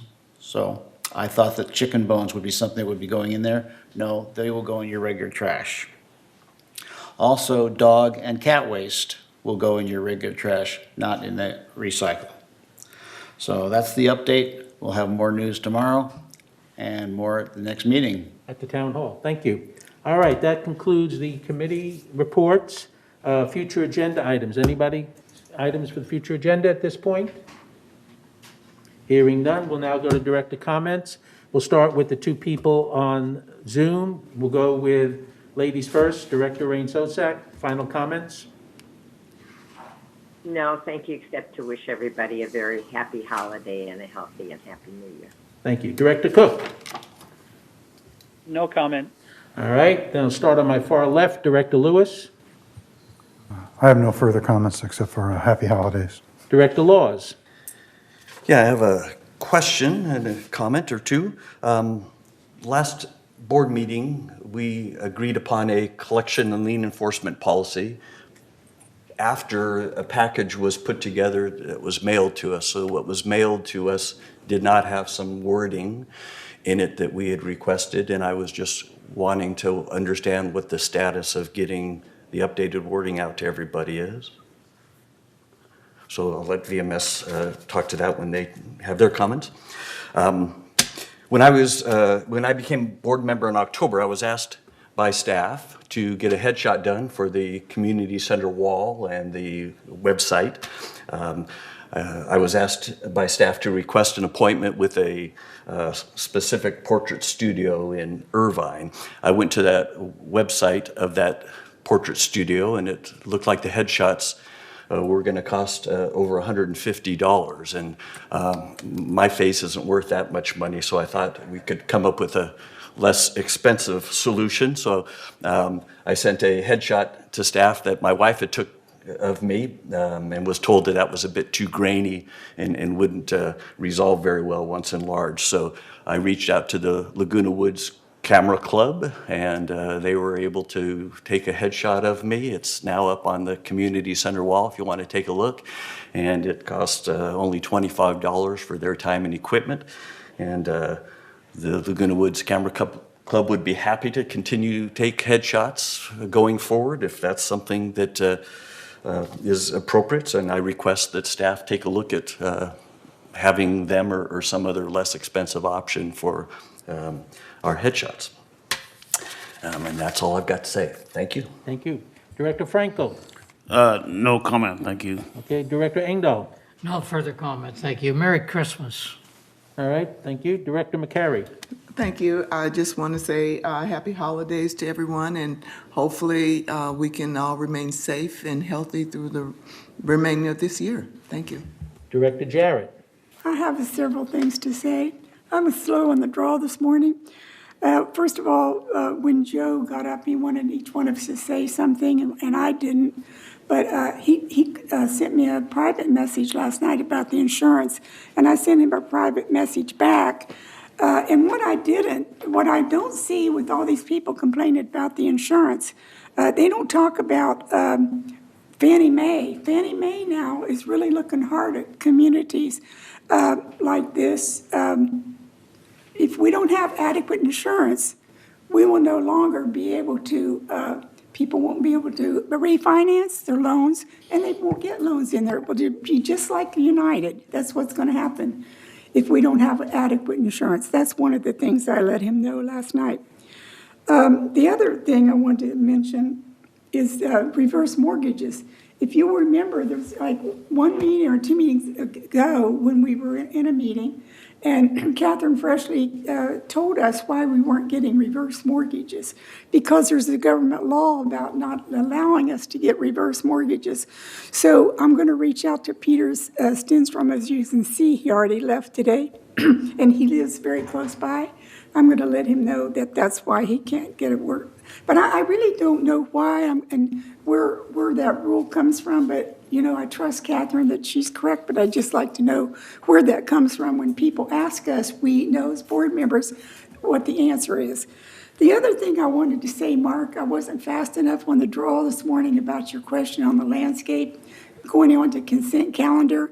And the reason is we get a lot of these requests, and they come onto the consent calendar, and if they're denied, we notify people from the landscape committee when they have denial. They get sent a letter by the admin to tell them it's denied, and they can appeal their decision. And they can come to the next board meeting to appeal that decision, and then they get up and talk. So that kind of thing will not be on the consent calendar, but if it shows up on there and the people come to the meeting, we take it off the consent calendar, so we give them a chance for an appeal. So that's one important thing I wanted to let you know, because that was a good question you had. So anyway, with that, I wish everybody happy holidays. Thank you. Director Bada. Thank you. Number one, I want to congratulate Siobhan again and wish her all the best in her new position. Director Cook, I'm envious of your location. It looks like you are having a great time in that sunny wherever you are.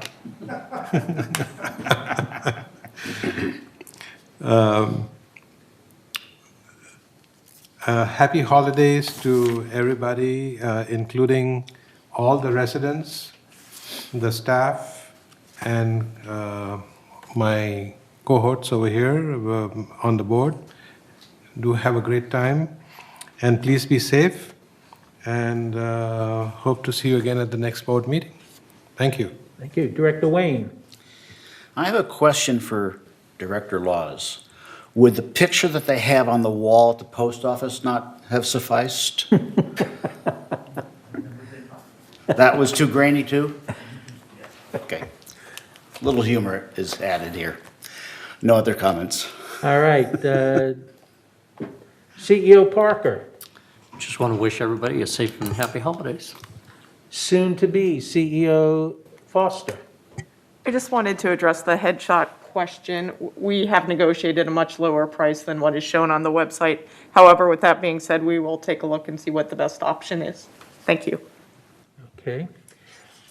Grant. Comment? No further comments. Thank you. And Cindy. Just have a safe and happy holiday for everybody. Thank you. And I will wish everyone, all members in the community, both Third, United, the Towers, as well as all staff and fellow board members, happy and safe holiday season. And at that, we will recess and reconvene for the closed board meeting. Thank you.